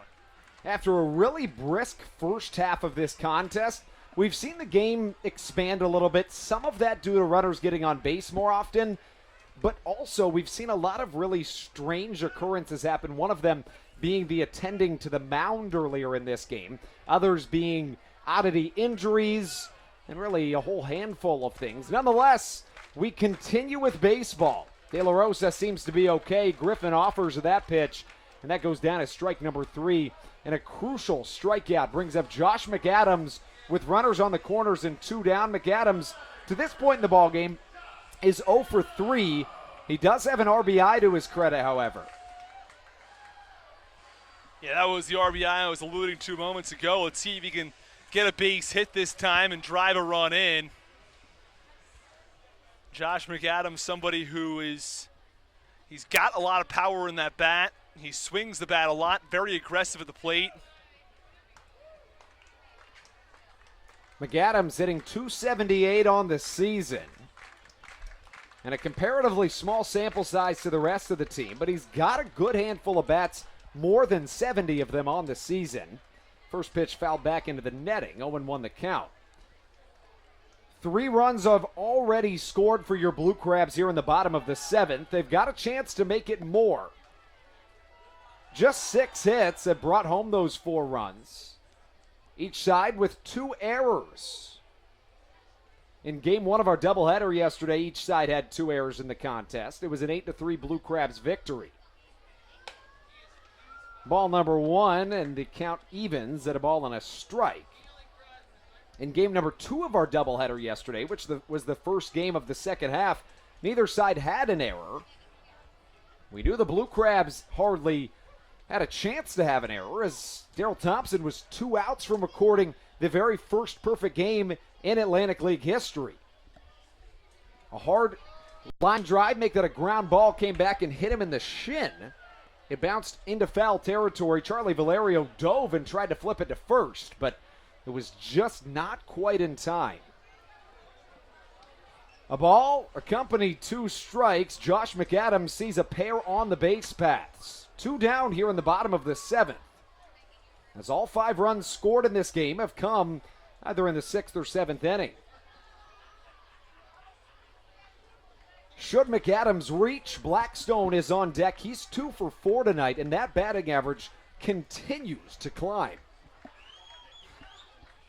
Here comes the 1-2 from Ekamandia. Curveball wasted away by McAdams. Does a good job to stay alive. Talk about that batting average for Blackstone. It was sitting at 198 just a couple of weeks ago. He's been hitting the ball so well. He's up to 260, and that's really not in a very small sample size. Coming into today's game, Blackstone had started a whole lot of games, 32 of them, in fact. And he's become the everyday leadoff man because he's hitting the ball so well. And he's effective because he walks a lot. The on-base percentage creeping up quite a bit. 1-2, once again wasted away. McAdams on the first 1-2 saw a curveball and spit on it back towards our heads in the press box. This time was just a little bit behind the pitch, but gets a piece of it. Any way to stay alive, but after that back-to-back curveball fastball scenario, Austin, if you're McAdams, of course you're sitting fastball, but what do you think the pitch is going to be? I think you have to keep sitting fastball, because if you look curveball, all of a sudden a fastball comes, you're going to be totally off balance. We'll see what Echemendia goes with. Here comes the 1-2 once more. A curveball slapped the other way. McAdams did a good job to stay back. And we're going to see this count stay at 1-2. Ruby Silva did go on the pitch. He's already stolen one base in this contest.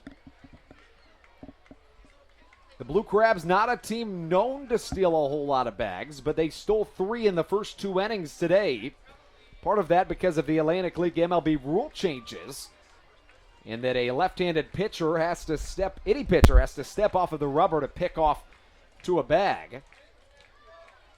To this point on the season, Silva hadn't stole all that many bags. Just 5 on the season. He goes again on the pitch, but the pitch goes past the swinging bat of Josh McAdams. And I believe we're going to see that ball get into the dirt. And he'll stay alive once more. A ball and 2 strikes the count. This is the second time that we've seen Josh McAdams draw a really, really drawn-out at-bat. Earlier in this game, he saw an 8-pitch at-bat. Upcoming pitch from Echemendia will be pitch number 8 of this at-bat. If nothing else, the arms of the Barnstormers are being worn down. Echemendia has already thrown 19 pitches. Pitch number 20 spoiled away once again, and it's going to take even more to get Josh McAdams. To this point of the game, Buddy Bauman got the start. He went 5 innings for the Barnstormers, allowing 5 hits, no runs, walking 2 while striking out half a dozen. Then came Chachin. He went two-thirds of an inning, no hits, but a walk led to 1 run that was earned. Then came Marksberry. He went a third, and that was earlier in this inning. He allowed a hit, 3 runs, all of them earned. Echemendia trying to shut the door. Tony Thomas stands at third base. Silva over at first. De La Rosa calls for a high fastball. That's what he gets, but it's outside, and the count 2-2. Yeah, really good job by Josh McAdams to take that pitch. A lot of times the hitter will see a fastball, and he might think it's a little lower than it actually is, and it almost looks like a rising fastball because of the high velocity, and it'll swing right through it. But really nice take by McAdams. A little up, a little out of the zone for ball 2. You're precisely right. That's a really, really hard pitch to take. 2-2 pitch spoiled again. And when you look at that, even more so, the fact that he did take that pitch after fouling off a total of 4 pitches in a row, after doing that and just being in fight or flight mode, it's really hard to sit back and just watch one go past, especially, like you said, when you finally get that fastball.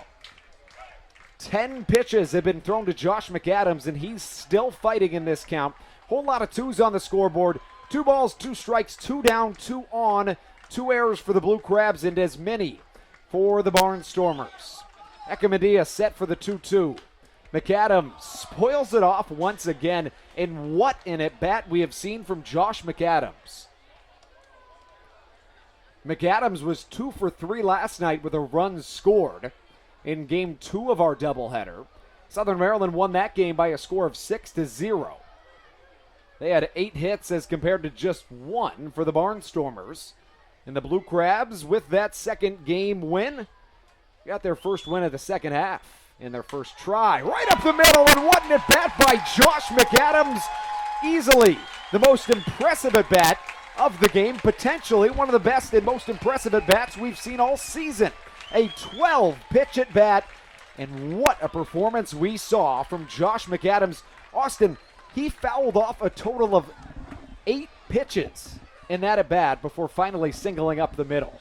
Yeah, another terrific at-bat from Josh McAdams, somebody who is producing very, very well right now.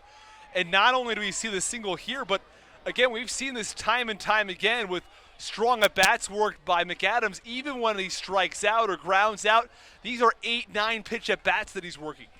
Kent Blackstone will be the next man up to the mound as we're going to see yet another pitching change from the Lancaster Barnstormers. Let's step aside for a moment, and we'll be right back on the Blue Crabs Broadcast Network.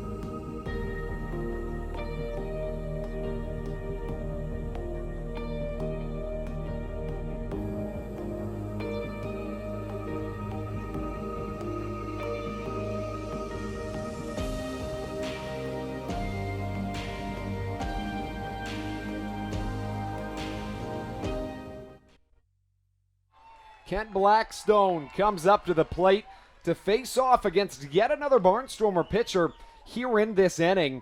It is the bottom of the 7th, and it's been a very drawn-out portion of the contest. The first 4.5 innings took just an hour and 10 minutes, and we have seen a lot of time pass since then, more than an hour and a half to get these past 2.5 innings in. It's a new arm onto the mound. The right-hander comes up, and it is Melvin Mercedes, I believe. He's wearing number 3. Mercedes, however, I don't believe is active. So we're going to have to get a double check as to who exactly this is on the mound. First pitch misses well outside. And I believe that is actually number 9 on the mound. Excuse me, it's Scott Schumann, a right-hander, 6'3", 225 pounds, out of Valdosta, Georgia. Peaked at the AA level. Up to the plate, Tony Thomas, make that Kent Blackstone. He's 2 for 4 this evening. Seen the batting average rise all the way up to 260 and the count 2-0. 0-1 this year with a 5.06 ERA. Schumann's only thrown 10 2/3 innings.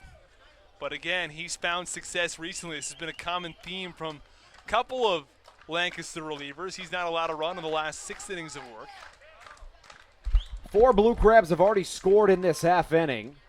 And a pitch gets across for a strike. 2-1 the count. Runners at first and second. Out at first is Josh McAdams after he drew a 12-pitch at bat before driving in an RBI single to induce the third Barnstormer to grace the mound here in this bottom of the 7th inning. That after a terrific first 5 innings of pitching for the Barnstormers, in which they didn't allow a single run. At the time, we wondered if the starter, Buddy Bauman, came out a little bit prematurely, as he had pitched 5 innings, allowing 5 hits, walking 2, striking out 6. And in hindsight, you'd have to think he did, but then again, he'd thrown 97 pitches, and it's hard to start an inning when you've already thrown 97. That's very true. The only flip side to that I can think is that in probably, I believe, probably about 4 times this year, I know in 3 of his last 4 starts we've seen him throw over 100 pitches, but still getting close to that mark is uncomfortable. Now, in 2 of his last 4 starts, he's eclipsed the 115 pitch mark. So he's done it before, but it's really not something that you want to really put on your pitcher. In a game in which we had seen little to no offense, it didn't seem like such a bad thing at the time. Edwin Garcia steps up, and the bases are loaded yet again. And this game could be broken open with one swing of the bat. And who else for the guy that has been the 2-out RBI hero for the Blue Crabs of late? This pitch gets away from the catcher De La Rosa. Silva stays put at first. Make that at third. I'll tell you something else, Andrew, we talked about Blackstone. He just worked another walk, and how his on-base percentage and his batting average are rising. He now has the 3rd best on-base percentage among qualifiers, OPS among qualifiers, that is, behind only Vaughn and Valerio. 1-0 the count. This one looped up in the air, should be playable for the first baseman, Casey Hobson, and is. Southern Maryland strands the bases loaded, but nonetheless, we see a quartet of Blue Crabs come around to score. In the bottom of the 7th, it's a 5-1 Southern Maryland lead. We'll step aside for a moment, but we'll be right back on the Blue Crabs Broadcast Network.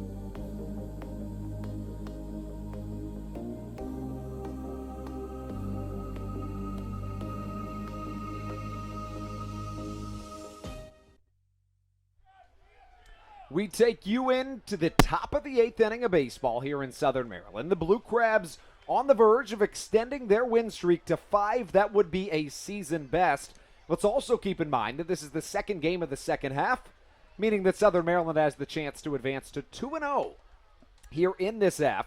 First pitch on its way to Michael Martinez is going to miss outside for ball number 1. Now, 3 of the 4 teams in the Freedom Division won yesterday, which, Austin, is quite frankly slightly ironic considering the fact that in the first half. The fourth place finishing Liberty Division qualifier in the New Britain Bees almost would have been the best team in the Freedom Division in the first half. But second half's a new page, and that's shown seeing that 3 of the 4 teams in the Liberty Division started off 0-1. This pitch misses downstairs, and the count now runs to 3 balls and no strikes. Let's give you a look around the Atlantic League. The Sugar Land Skeeters are hosting the Long Island Ducks, and that's a 3-3 tie ball game. As here comes the 3-0. Catches for strike number 1. Over in Somerset, the New Britain Bees are leading the Patriots by a score of 7-6. And the York Revolution are leading the High Point Rockers by a mark of 11-6. That in York. Here comes the 3-1. Slapped hard on the ground. A Speedy Martinez strolls down to first base, but Blackstone gets it and overhand tosses it for out number 1. A good job rebounding from a 3-0 start to the leadoff batter. And next up is going to come in the form of Dan Gamache. Gamache had the lone RBI in this contest for these Barnstormers, and the setup man is up and throwing in the bullpen, actually likely the closer this evening for the Southern Maryland Blue Crabs. It's Adam Choplik out there, and I say that only because this is the top of the 8th. Unless, of course, you just put Adam Choplik down back onto the bench and allow Matt Latos, the typical closer, to throw. But nonetheless, we're going to see a base knock by Dan Gamache. That's just the 4th hit of the game for Lancaster. You have to wonder how much longer the leash is for Dykstra. He did a fantastic job working out of the 6th inning, or I beg your pardon, the 7th inning. But after getting the first out, he allows a base hit here with 1 out in the top of the 8th. Yeah, Well, there it is. And that is the pull, as it looks like Choplik will indeed be the setup man. Austin, let's keep it here throughout this break as we talk about the job that Dykstra did coming into that bottom of the 6th. The bases were loaded with 1 down when Michael Kelly gave way to James Dykstra. Dykstra saw the fastest man in the Atlantic League, one of the fastest in all of professional baseball, and turned 2 on him on a 1-2-3 double play. In fact, let's collect our thoughts for a moment, step aside, and we'll be right back on the Blue Crabs Broadcast Network.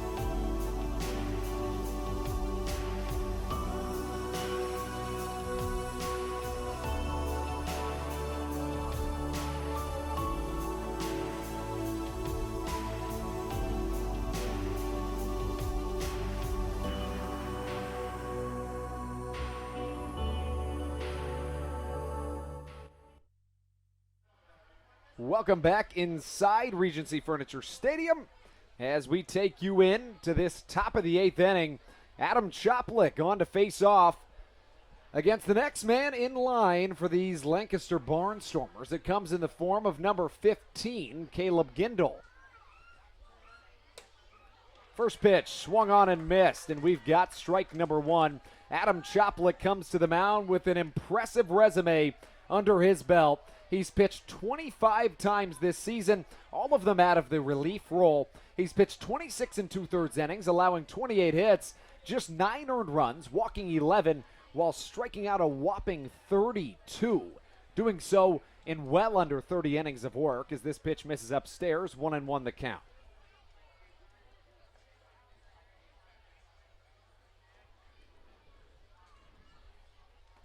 Left on left matchup. The setup man in, and Matt Latos, our closer, in a non-save situation as it sits right now, gets up and throwing in the Blue Crabs bullpen. Left on left matchup. We saw no runs scored through the 5th inning of action here. The Barnstormers struck first in the top of the 6th. Southern Maryland matched them in their half of the 6th as a pitch catches outside, 1-2 the count. A quiet top of the 7th led to a quartet of runs coming around to score in the bottom of the 7th. Giving way to this top of the 8th, James Dykstra started it off, and Adam Choplik has come in to take his place. Although Dykstra arguably recorded the biggest out of this game, as this could be a double play, but it's a off-balance throw by Adam Choplik, and it bounces off of the glove of Edwin Garcia. Look, it wasn't a perfect throw from Adam Choplik, that much is clear, but that's a ball that I feel that Edwin Garcia at least needs to catch. He's not going to be able to turn two because it wasn't a great throw, but you have to at least think that Edwin Garcia makes the catch, gets that lead out. And the error is going to go on Adam Choplik, but I tend to agree with you in that that's a ball that should probably be caught. Now, we talk so often about, oftentimes people tend to think, well, you know, it's a pitcher. His job is to throw the ball accurately. Why is he not throwing it right to the base? Well, it's a much, much tougher play than it looks. Let's keep in mind a couple of factors. First pitch hit well the other way. That could score a run. It gets into right field. Tony Thomas will come up throwing. The throw home will be a little bit short. Dean Green cuts it off, and it's a 5-2 ball game here in Southern Maryland. But to finish the point is that Choplik is consistently, or any pitcher, is always throwing the ball exactly 60 feet 6 inches on a downhill slope. Well, on this situation, he fields it and then throws it on an uphill slope and throws it a much shorter distance. It can really, really mess with your balance. As we see the next man coming up to the plate, it's going to come in the form of number 41, Destin Hood, the designated hitter. The southpaw Adam Choplik onto the mound. One down here in the top of the 8th.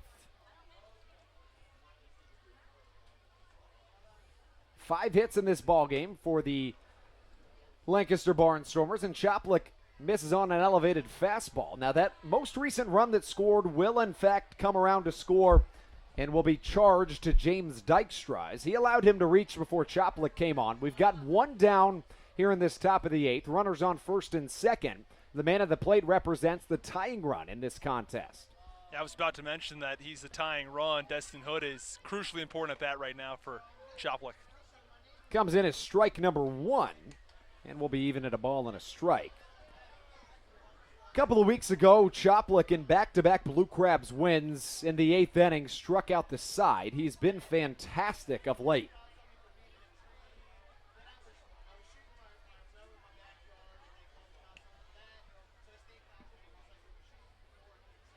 Southpaw Adam Choplik. A look back to second. Here comes the 1-1. Swung on and missed in the dirt. 1-2 the count. Beautiful changeup off of the left fingers of Adam Choplik. Really good pitch down and in, and he gets a nice swing and a miss from Destin Hood. Choplik came into this game with an 0-1 record and a 3.04 ERA. He'll take a long look into his catcher, Charlie Valerio. Look back to second, and this pitch swung on and missed, and what a strikeout for Adam Choplik, his 33rd of the year. Oh, wow. And I'm not sure what the commotion is about. They're saying he didn't strike out. I'm not sure why. I think he claims that it was a foul tip or something. Now the umpires are going to come together.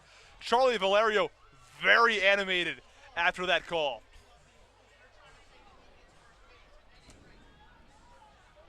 As I'm wondering if another component to this could be on the check swing.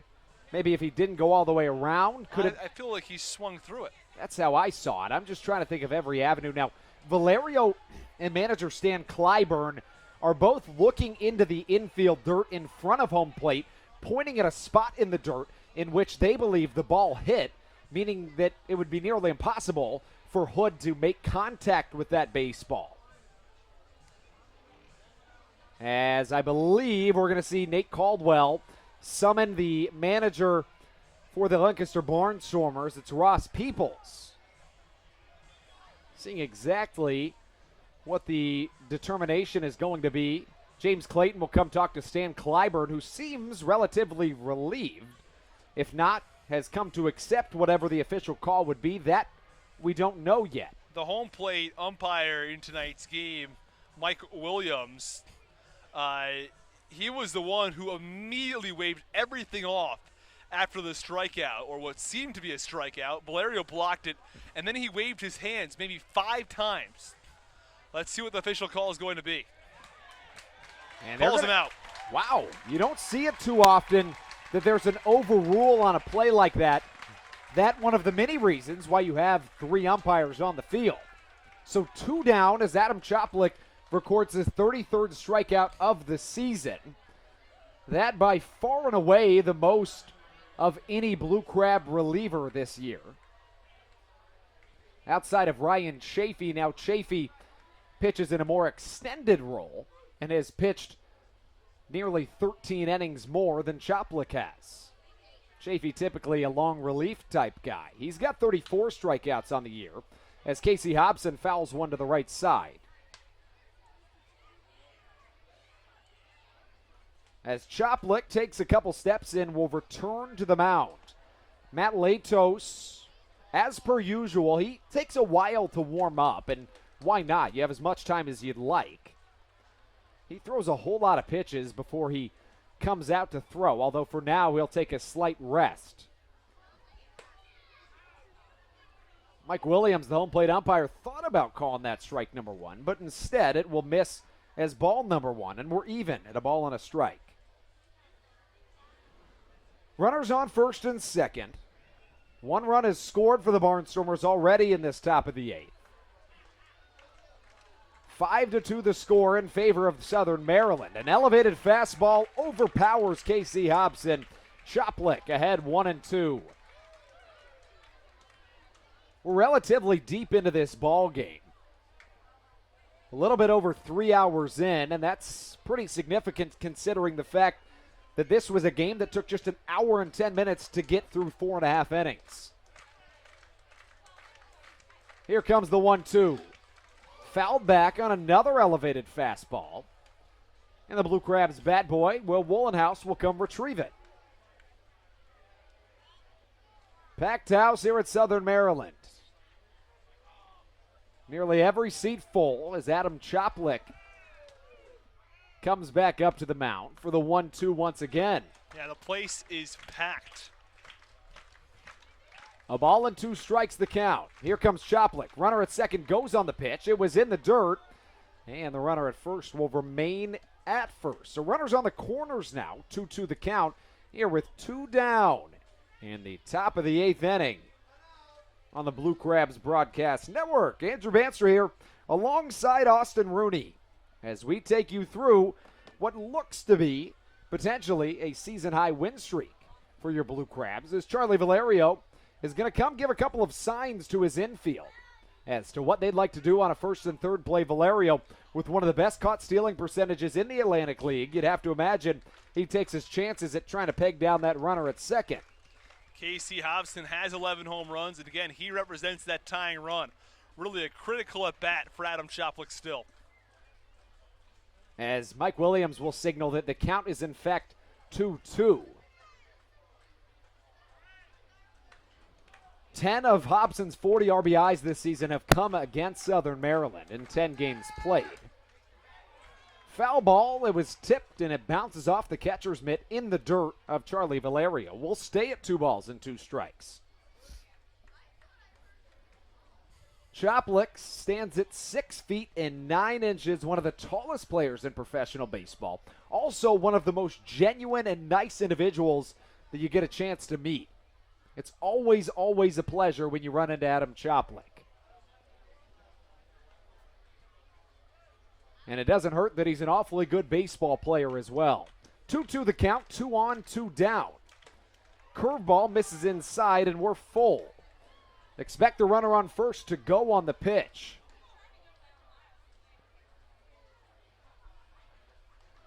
Choplik has a career 15-7 professional record. Both of his parents played basketball at the University of North Texas. 3 balls, 2 strikes, and a healthy lead at first. Runner goes on the pitch, and it's slapped back foul into the screen. A lengthy at bat here from Casey Hobson, who at the very least is getting his money's worth from Adam Choplik, as that last pitch was the 8th issued by Adam in this at bat alone.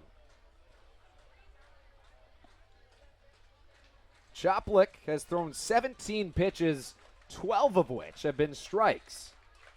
He has had precision control to this point. Runner goes on the pitch. Once again spoiled away, and it's going to take at least 10 pitches to get Casey Hobson.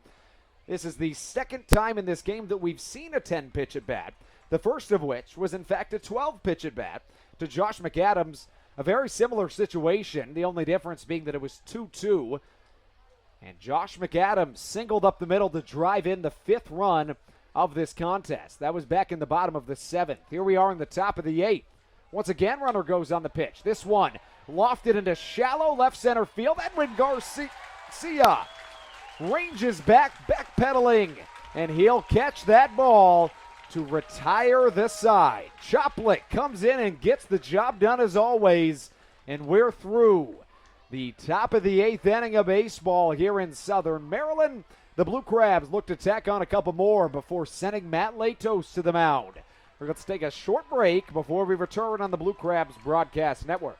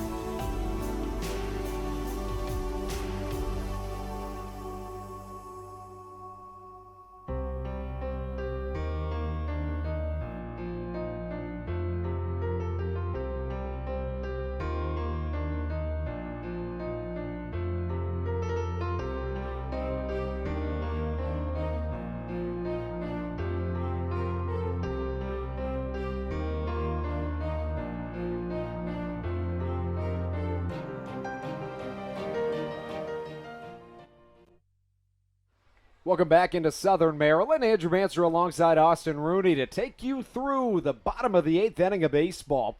It's been a game of 2 halves, to be told. In the first 5 innings, we didn't see a single run and very little offensive production from either side. The top of the 6th was the first time we saw a run scored. That was the lone run that Michael Kelly would allow in his evening. 6 1/3 innings pitched as Joe Benson hops up to the plate to face off against the right-hander Scott Schumann. The Blue Crabs would match the Barnstormers in their half of the 6th. No runs for the Barnstormers in the top of the 7th gave way to the C's being opened in the bottom of the 7th. The Blue Crabs tacked on 4, and it's been made a little bit of a closer game as the Barnstormers tacked on 1 more in the top of the 8th. Second pitch to Benson. He gets a piece of it, is a little under it, and it's slapped back into the screen. The count, no balls and 2 strikes here on the Blue Crabs Broadcast Network.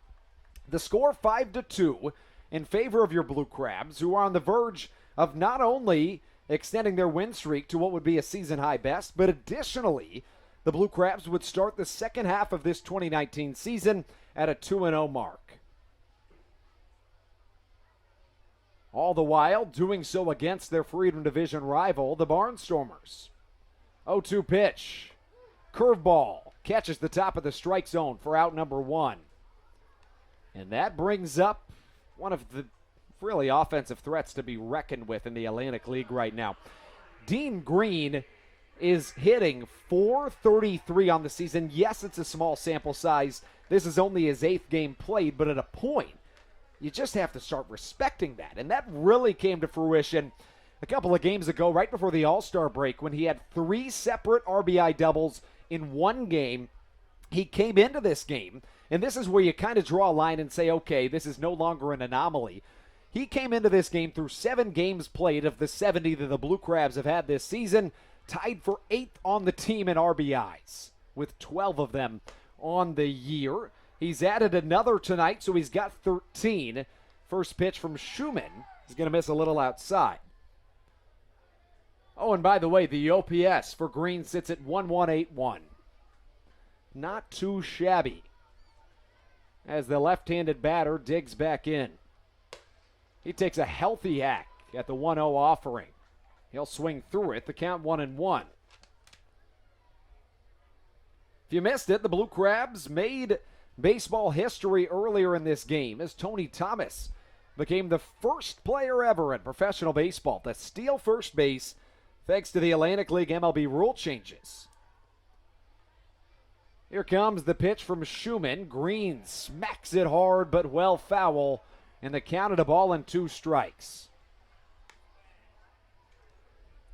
It's been a relatively sloppy game fielding-wise. The Blue Crabs have had a trio of errors, but thanks to some very good pitching from the Blue Crabs' arms, we've seen just 2 runs be scored by the Barnstormers.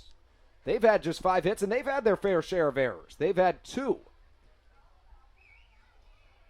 The 1-2 offering, here it comes from Schumann. It'll miss upstairs. Now, 2 errors show on the board, Austin, but honestly, it's been a little bit more than that. You look back to that bottom of the 7th in particular. It leads off with an Edwin Garcia getting to first on a ground ball error by Dan Gamache. Then we saw 2 batters get hit by balls, in addition to a wild pitch that scored a run. So the 2 errors don't tell the whole story in terms of the sloppiness we've seen in this game from either side, but a win's a win, and the Blue Crabs are on track to achieve that as the count runs to 3-2.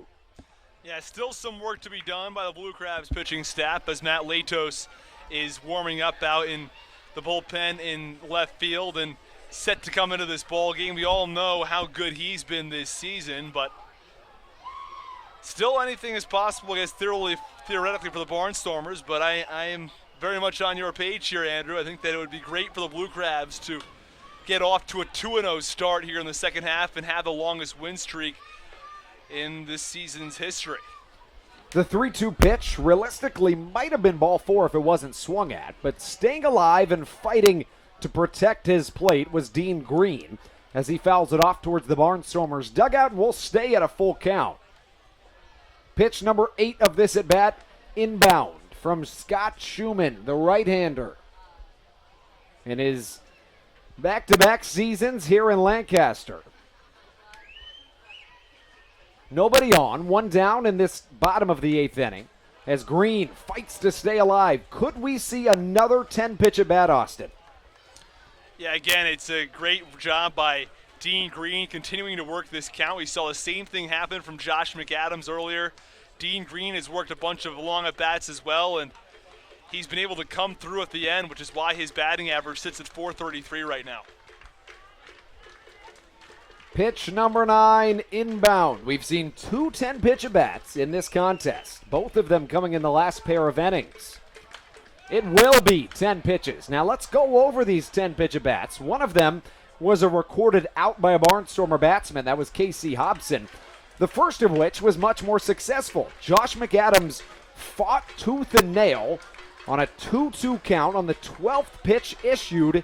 He singled up the middle to drive in what could end up being the game-deciding run. It was the 5th run scored by the Blue Crabs in the contest. At the time, it put them up 5-1. The Barnstormers tacked on 1 in the top of the 8th. Pitch number 10 on its way. And it's not going to be done at 10 as Green fouls one into his own shin. Comes up slightly gimpy, but looks to be okay, as we're going to see at least 11 pitches. You don't see 3 10-pitch at-bats in a game all too often. You don't. You're exactly right. And Dean Green continues to work a long at-bat, and we've talked about how good of a contact hitter he's been throughout his career. You go back and look at some of his minor league numbers, and he's someone who, in the minor leagues, for a career hit over 300. Someone who really deserved to have a shot at the highest level in the MLB. Never really got it, but now here he is in the Atlantic League trying to work back and have another opportunity to get there. And he's deserving of that opportunity. We'll have to see if he can continue his strong contact hitting at the plate right here. Here comes the offering from Schumann, and that won't do it either. Not today, said Dean Green, and it's going to take at least one more pitch. What an at-bat we've seen from Dean Green, and if nothing else, he is making Scott Schumann's night a lot more difficult than it needed to be. But that's the whole goal if you're a hitter. Make it hard on these pitchers. Schumann with a long look in. Number 9 is coming, set in his black glove, sits in front of his chest. Elbows at the sides and the leg lift. And Dean Green makes it pay off. Mean Dean Green gets it done. He can do nothing but produce. How about a 3-for-5 day for Dean Green as he continues to be nothing short of astounding here in Southern Maryland. Again, you mentioned it. Dean Green comes through with another single to right field, and he works Schumann so long until he gets the perfect pitch out over the heart of the plate. And Dean Green, with his 3rd hit on the evening, his batting average all the way up to .452. That brings up Tony Thomas. He's 0 for 2, but interestingly enough, he has stolen first base and scored 2 runs. He's also drawn a walk in this contest. Now, when you steal first base, and the explanation needs to be given considering that his was the first time it's ever happened in the game of baseball, it does count as an out towards your batting average. 1 down, 1 on here in the bottom of the 8th inning. Thomas goes after a pitch low in the zone and falls behind 0-2. 13 combined hits in this contest, 5 combined errors, 7 combined runs. Let's give you the breakdown. The Barnstormers have scored 2 runs off 5 hits. They've made 2 errors, while the Blue Crabs have made a trio of mistakes, but they've scored 5 runs on 8 hits. Thomas takes this pitch down low, and I beg your pardon. The count now 2-1. As Scott Schumann has thrown a lot more pitches than one typically would to get 1 out in an inning. Now, he did finish off the last inning of work for the Barnstormers as well. He's thrown 24 pitches. Here comes number 25, and it's driven well to the left side. That one's way back. Gets over a jumping glove in left field. Dean Green rounds second base. A strange hop by that ball. Here comes Green coming around third. No throw from left field as Dean Green scores from first base. An RBI triple for Tony Thomas, and the Blue Crabs pull ahead by a score of 6-2. Wow, a fantastic piece of hitting that time from Tony Thomas as he belted that fly ball to left center field. I will say one thing. I have no idea what Zach Schenk was doing on that fly ball. He leaped like he had a shot to get it. I think he was probably 5 or 10 feet over his head. By the time it hit the one hop the wall, he was way out of position, and it was the center fielder, Darren Sanford, who came over and almost made a play on that ball before Schenk did because they were all so out of position after the missed play by Schenk. Nonetheless, a crucial run for the Blue Crabs. They now take a 4-run lead, and it gives them a little bit of extra padding heading into the ninth. And here comes Charlie Valeria, one of our X Factors coming into this game. He is 0 for 2. He has an RBI to his credit, however, and the batting average sits at 300 even. Now, we talk about the fact that Buddy Bauman exited this game after 5 terrific innings pitched, not allowing a single run. And, I do agree with you, Austin. It does make sense taking him out. You can't fault Ross Peoples whatsoever, considering the fact that he had thrown 97 pitches, but it hasn't been as clean ever since. After 5 scoreless from Buddy Bauman, 4 different pitchers have combined to pitch 2 1/3 innings, heating 6 total runs. Yeah, you're exactly right. The 6th, 7th, and 8th innings have been pretty sloppy baseball, and they've gone well for the Blue Crabs. Managed to get quite a few hits, score some runs, but on the whole front, the 6th, 7th, and 8th have not been nearly as clean as 1 through 5, and that applies for both teams, really. Michael Kelly pitched well throughout, only allowed 3 hits. He did walk 4 in 6 1/3, but he looked awfully good. And then for Lancaster, of course, Bauman, 5 innings, 5 hits, 2 walks, no earned. Wasn't until Chasine came in, and then Marksbury, Ekmandia, Schumann. They've all had trouble this evening.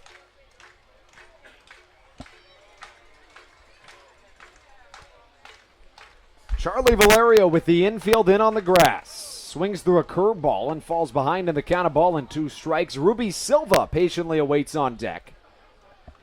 Runners on the corners. Are you in any way surprised that the middle infield doesn't sit back in anticipation of a potential double play ball? I wouldn't say I'm surprised. I think that, the Blue Crabs have a pretty healthy 4-run lead now in the bottom of the 8th inning, and they've got a runner on third base in a 4 or a 5-run game, one way or another. Lancaster's got a lot of room to make up. And an elevated fastball swung on and missed by Charlie Valerio. As his resume speaks for itself on the season as a whole. As for this game, he struck out in a couple of really, really crucial situations. Once again, no flack to Charlie. He leads the team in batting average as well as many categories. He's been one of the most influential and important players on this whole entire roster.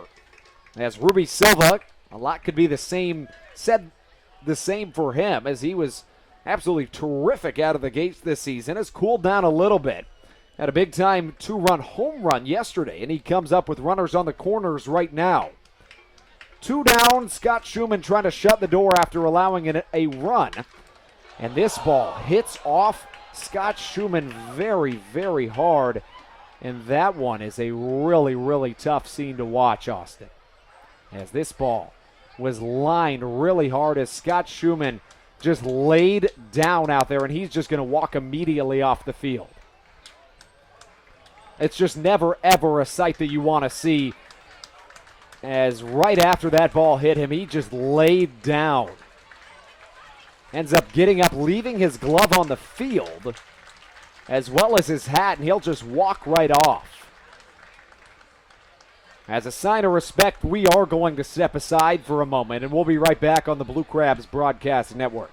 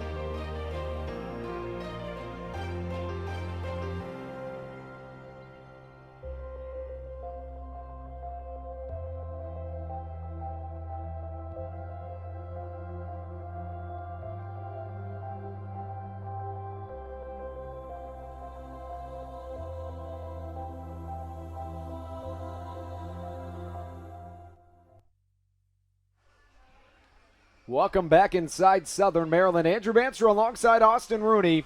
We take you back inside the 8th inning of baseball. Southern Maryland has already plated 2 runs here in this bottom of the 8th, and Christian Meister comes up to the plate, and he struggled mightily yesterday. He did not record a single out. He did walk 3 batters, only had 1 earned run charged to him, but the rest of his season honestly looks just about the same. As you look back at the numbers for Meister, the struggles with control have told the name of the game. As you look back at Meister's his season to this point, he has a 14.21 ERA in 6 1/3 innings pitched, having walked 14 batsmen in that time. The whip sits at 3. And still no update on our most recent pitcher, Scott Schumann, who exited the game.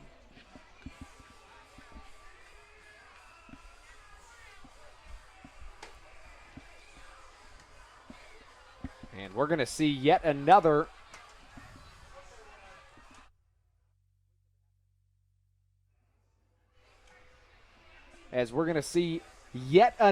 pitcher come into this game. Meister will be the 6th individual to hop on the mound for these Lancaster Barnstormers, which is especially significant considering the fact that their starter went 5 scoreless innings, and then he gave way to a plethora of relievers who have really struggled since. They combined for 2 2/3 innings, 5 hits, a total of 7 runs, only 4 of them earned. They've walked 2, make that 3 batters while striking out 4. And that is 5 pitchers combining for not too many outs as Christian Meister comes onto the mound. And he still shows signs of struggling with control, Austin. After seeing him yesterday, if you're John Griffin coming to the plate, do you even swing the bat? No, if I'm John Griffin, I might wave my bat and make it look like I'm interested in swinging, but I have no interest in swinging unless he throws me 2 strikes, because from what I can tell, I haven't seen that he can do that. These warm-up pitches, you don't like to base too much on warm-up pitches because you'll see guys throw terribly in warm-ups and throw extremely well come game time, but these are awfully troubling. I mean, he's missing some of these pitches 5 feet outside. Like, it's not even close. 7-2 the score. The Blue Crabs with 10 hits in the game. 3 errors haven't come around to cost them. They've heated just 2 runs, 5 hits, while the Barnstormers have a pair of errors on their own side. Meister wears number 39 on the back of his red jersey, and he comes onto the mound for the 2nd time in as many days. The right-hander stands at 6 feet 3 inches, 210 pounds, out of Tacoma, Washington.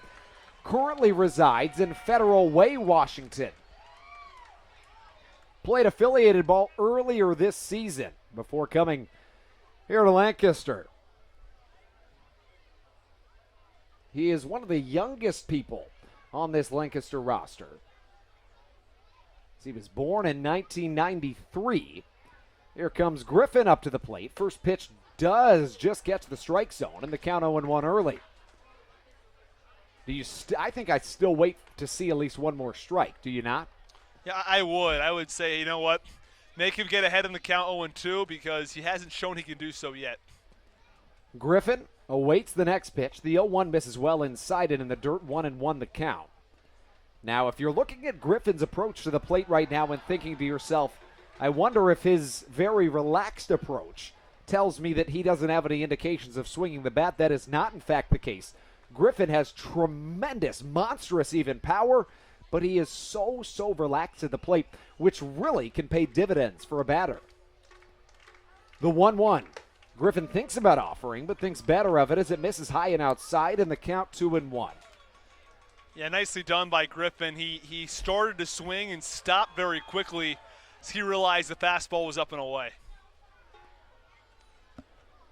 2-1 the count. A runner stands at first. That's Ruby Silva. He's not being held on, but has not shown any signs of thinking about stealing second base. 3-1 the count now. On deck is Josh McAdams. McAdams, to this point in the series, is 3 for 7.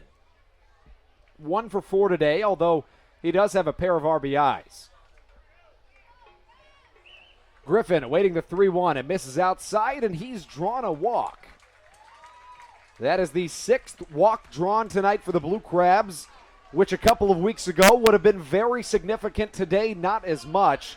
Back on July 1st, the Blue Crabs had a single season high of 6 walks drawn in a game. It happened more than once. On the 2nd, they saw themselves draw a season high 7 walks. Back on July 7th, they drew 9 walks. And yet again, they set a season high yesterday with 10 walks drawn in game 1 of the doubleheader. McAdams patiently awaits. First pitch he sees misses upstairs, and the count of ball and no strikes. McAdams, we've talked about his aggressive approach, and it looked as though he had intentions of possibly taking a hack at that pitch. Blackstone awaits on deck. He's 2 for 4 tonight, and he's drawn a walk. McAdams does take a rip at this pitch, gets a little bit under it, and bloops it over our heads in the press box.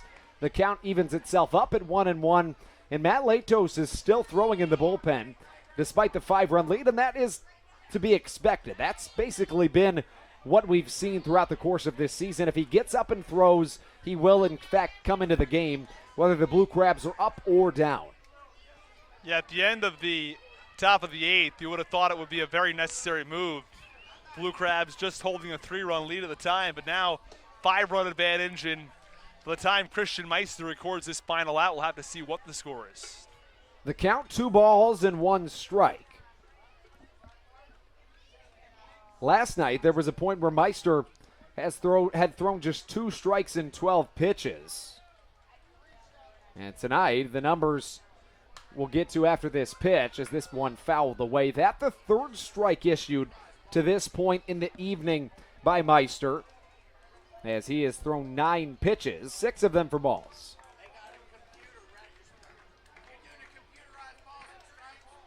Two balls, 1 strike the count. Make that 2 balls, 2 strikes the count. A whole lot of 2s on the board, as the Blue Crabs have already plated 2 in this inning. 2-2 the count, 2 down, 2 on. 2 runs for the Barnstormers and as many errors for them. This pitch, high and tight. The count draws full, and expect both Silva and Griffin to go on the pitch. With the bait. And again, it's Christian Meister having trouble with control. And if it's anything close, I understand McAdams trying to protect the plate, but I would not be at all surprised to see him take ball 4 here. The 3-2 runners go on the pitch. This one well inside, and that will be a walk. As we're going to see the bases loaded for Kent Blackstone, who has a real possibility here of really blowing this game out of proportion. Not out of proportion, but maybe out of a good possibility that the Barnstormers have it coming back. 5 runs is pretty unmanageable. Anything higher than that heading into the top of the 9th is pretty unrealistic. 2 down, the bases juiced for the 5th time today combined between the 2 sides. Blackstone with the bases loaded. Griffin at second, Silva at third, McAdams at first, and Blackstone offers at the first pitch thrown by Meister. The count, no balls and a strike. Yeah, the walks have been a major issue for Meister since coming in yesterday's game, and he's faced 2 batters. He's walked both of them today. He walked a trio yesterday. Just doesn't get any easier. Yeah, Griffin's drawn a pair of walks today. Blue Crabs as a whole have drawn 7. This one hit well to the right side. Does not eat up Dan Gamache. He gloves it, and the Blue Crabs yet again find themselves stranding the bases loaded. Doesn't matter all that much, as the score is now 7-2 in favor of Southern Maryland. When we come back, it's Matt Latos, the MLB Cy Young candidate, coming onto the mound for the Blue Crabs when we return on the Blue Crabs Broadcast Network.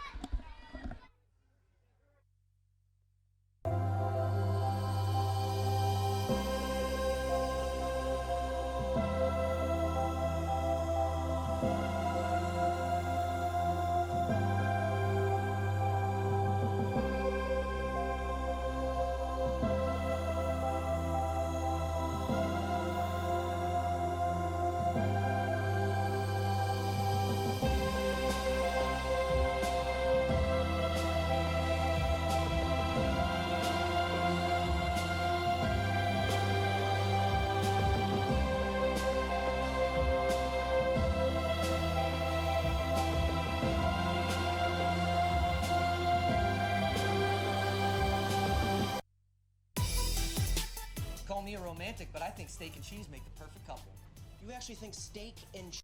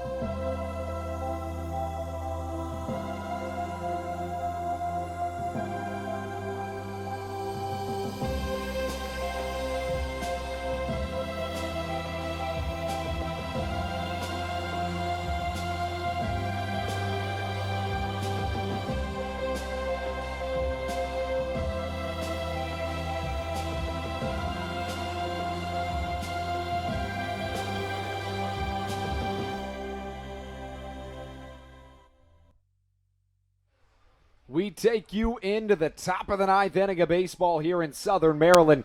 Your Blue Crabs are on the verge of catching their 5th straight victory. That would set a season high. And Matt Latos hops on the mound. Austin, he has been very good this season. And he has been tremendous. There's no doubt about it. Matt Latos continues to show his dominance on the mound. Again, he's someone with an ERA below 0.80, and it doesn't get much better than that for the former Cy Young Award winner. Yeah, I mean, he has just been great by every definition of the word. His most recent outing was at the All-Star game, in which he pitched 2 perfect innings.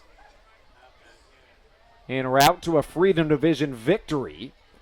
It didn't end in regulation, though, as in an All-Star game. You don't want to use more pitchers than you have to. So they decided it in probably the best way I could think of, by a home run derby off. As we are encroaching on a little bit under 4 hours in this contest. Yeah, the last 15 innings of work for Latos, he's allowed 1 hit. Again, that's 1 hit. No runs, 1 hit.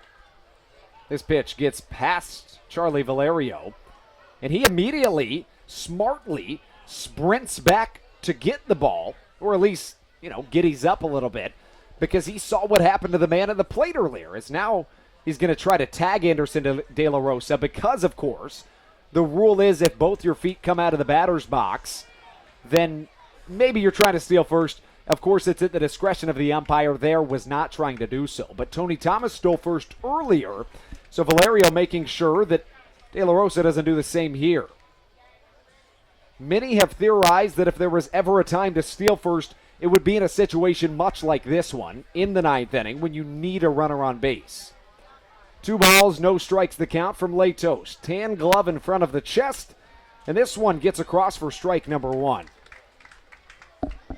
Yeah, I mean, you said it. You can't say much more than the fact he has allowed 1 hit in that many innings of work. The last time that Matt Latos allowed a run was all the way back on May the 19th. Incredible stuff from the former MLB Cy Young candidate as this one slapped back into the screen, and the count evens up at 2-2. He has walked 2 batters in that span, and his last 14, just 1 walk and 1 hit. If we want to get really nitpicky. Again, can't believe he's walked 2. Yeah, I mean, come on, man, right? Yeah, exactly. That's my attitude as well.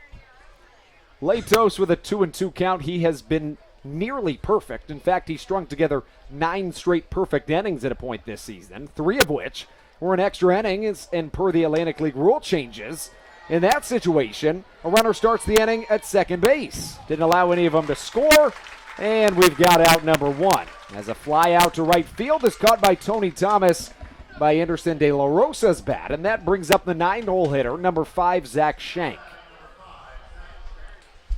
Yeah, it took a little extra that time for Latos to finally retire the catcher Alejandro De La Rosa, but eventually he works out and gets the pop up to right field. As Latos toes the rubber with 1 down, nobody on. Southern Maryland on the verge of a 2-0 start. as it looked like Zach Shank thought just for a half of a second about stealing first base, did it not? I'm not quite sure what's going on, but Matt Latos is putting his right hand in between his knees and sort of squeezing his hand. Now he's patting his hand against the rosin bag. So maybe wiping off some perspiration. He was warming up for quite some time. Looked like he's had a couple pitches that have just slipped out of his hand. A ball and no strikes the count. Here comes Latos. Fastball tomahawked over the top, in there for strike number 1. The last time Latos pitched for the Blue Crabs was back on July the 3rd. It was against York. He went inning with a clean slate outside of a pair of strikeouts. 1-1 pitch. Fastball fouled back by Zach Shank, and the count is 1-2.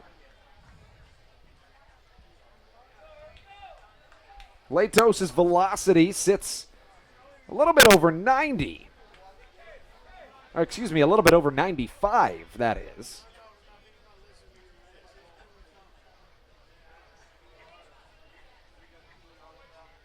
A ball and 2 strikes the count. Check swing and a check down to first. No, he did not go, says Nate Caldwell, and the count 2-2.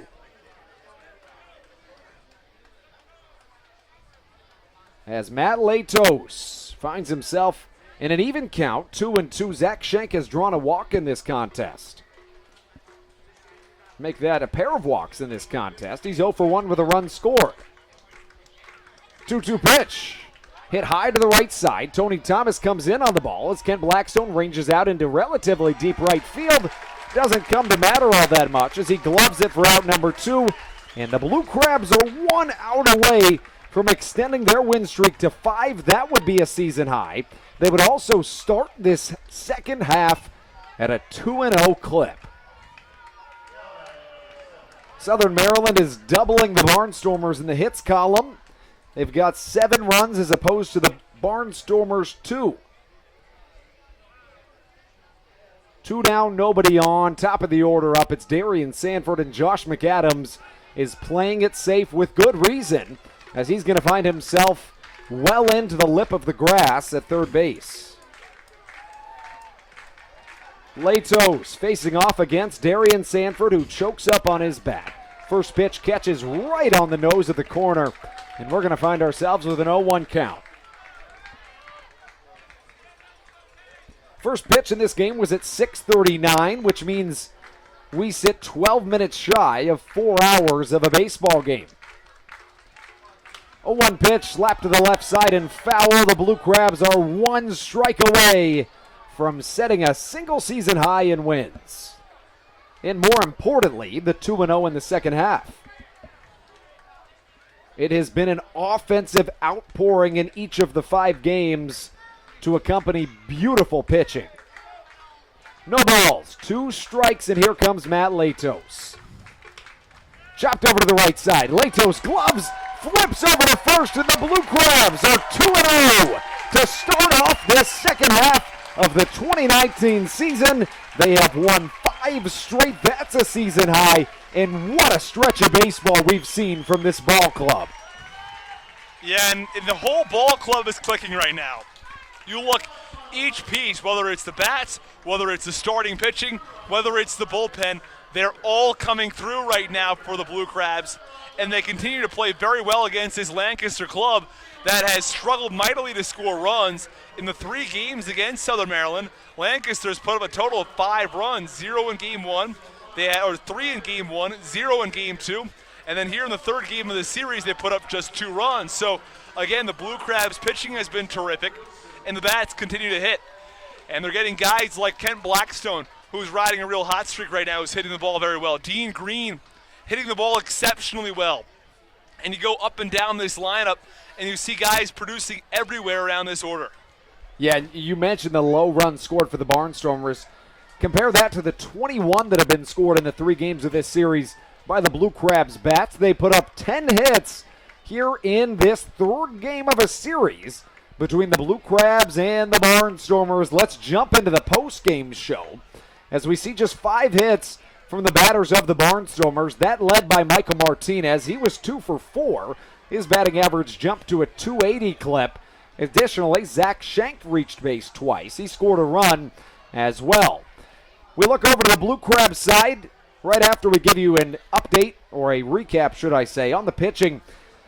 For the Barnstormers, they threw 6 different pitchers. The relief was the real struggle. They combined for 5 different individuals to get 3 innings of work done. Matt Latos shut the door on this squad in this game as he pitched a perfect inning of baseball. Adam Choplik was his predecessor. He went 2/3 of an inning. James Dykstra before him, he allowed a run, although it was unearned. And Michael Kelly had a terrific start, going 6 1/3 innings, allowing 3 hits, 1 run it was earned, walking a quartet while striking out as many. Let's look at the offensive performance. Ken Blackstone reaches base 3 times in 6 tries. He's 2 for 5 with a walk drawn. As we look down, Joe Benson goes 1 for 3. Dean Green 3 for 5. The average takes a hike all the way up to the 452. Tony Thomas stole first base and was 1 for 3 with 3 runs scored. Ruby Silva was 2 for 3. That was much needed for the left-handed bat. And Josh McAdams was terrific this evening. He went 1 for 4, had 2 RBIs. As it's time to sign off on a Blue Crabs 7-2 victory. That's it for today, and we'll have it tomorrow here on the Blue Crabs Broadcast Network, signing off on a 7-2 victory for Austin Rudy. I'm Andrew Bandstra. Have a good night. Thanks for tuning in, and most importantly, let's go Blue Crabs.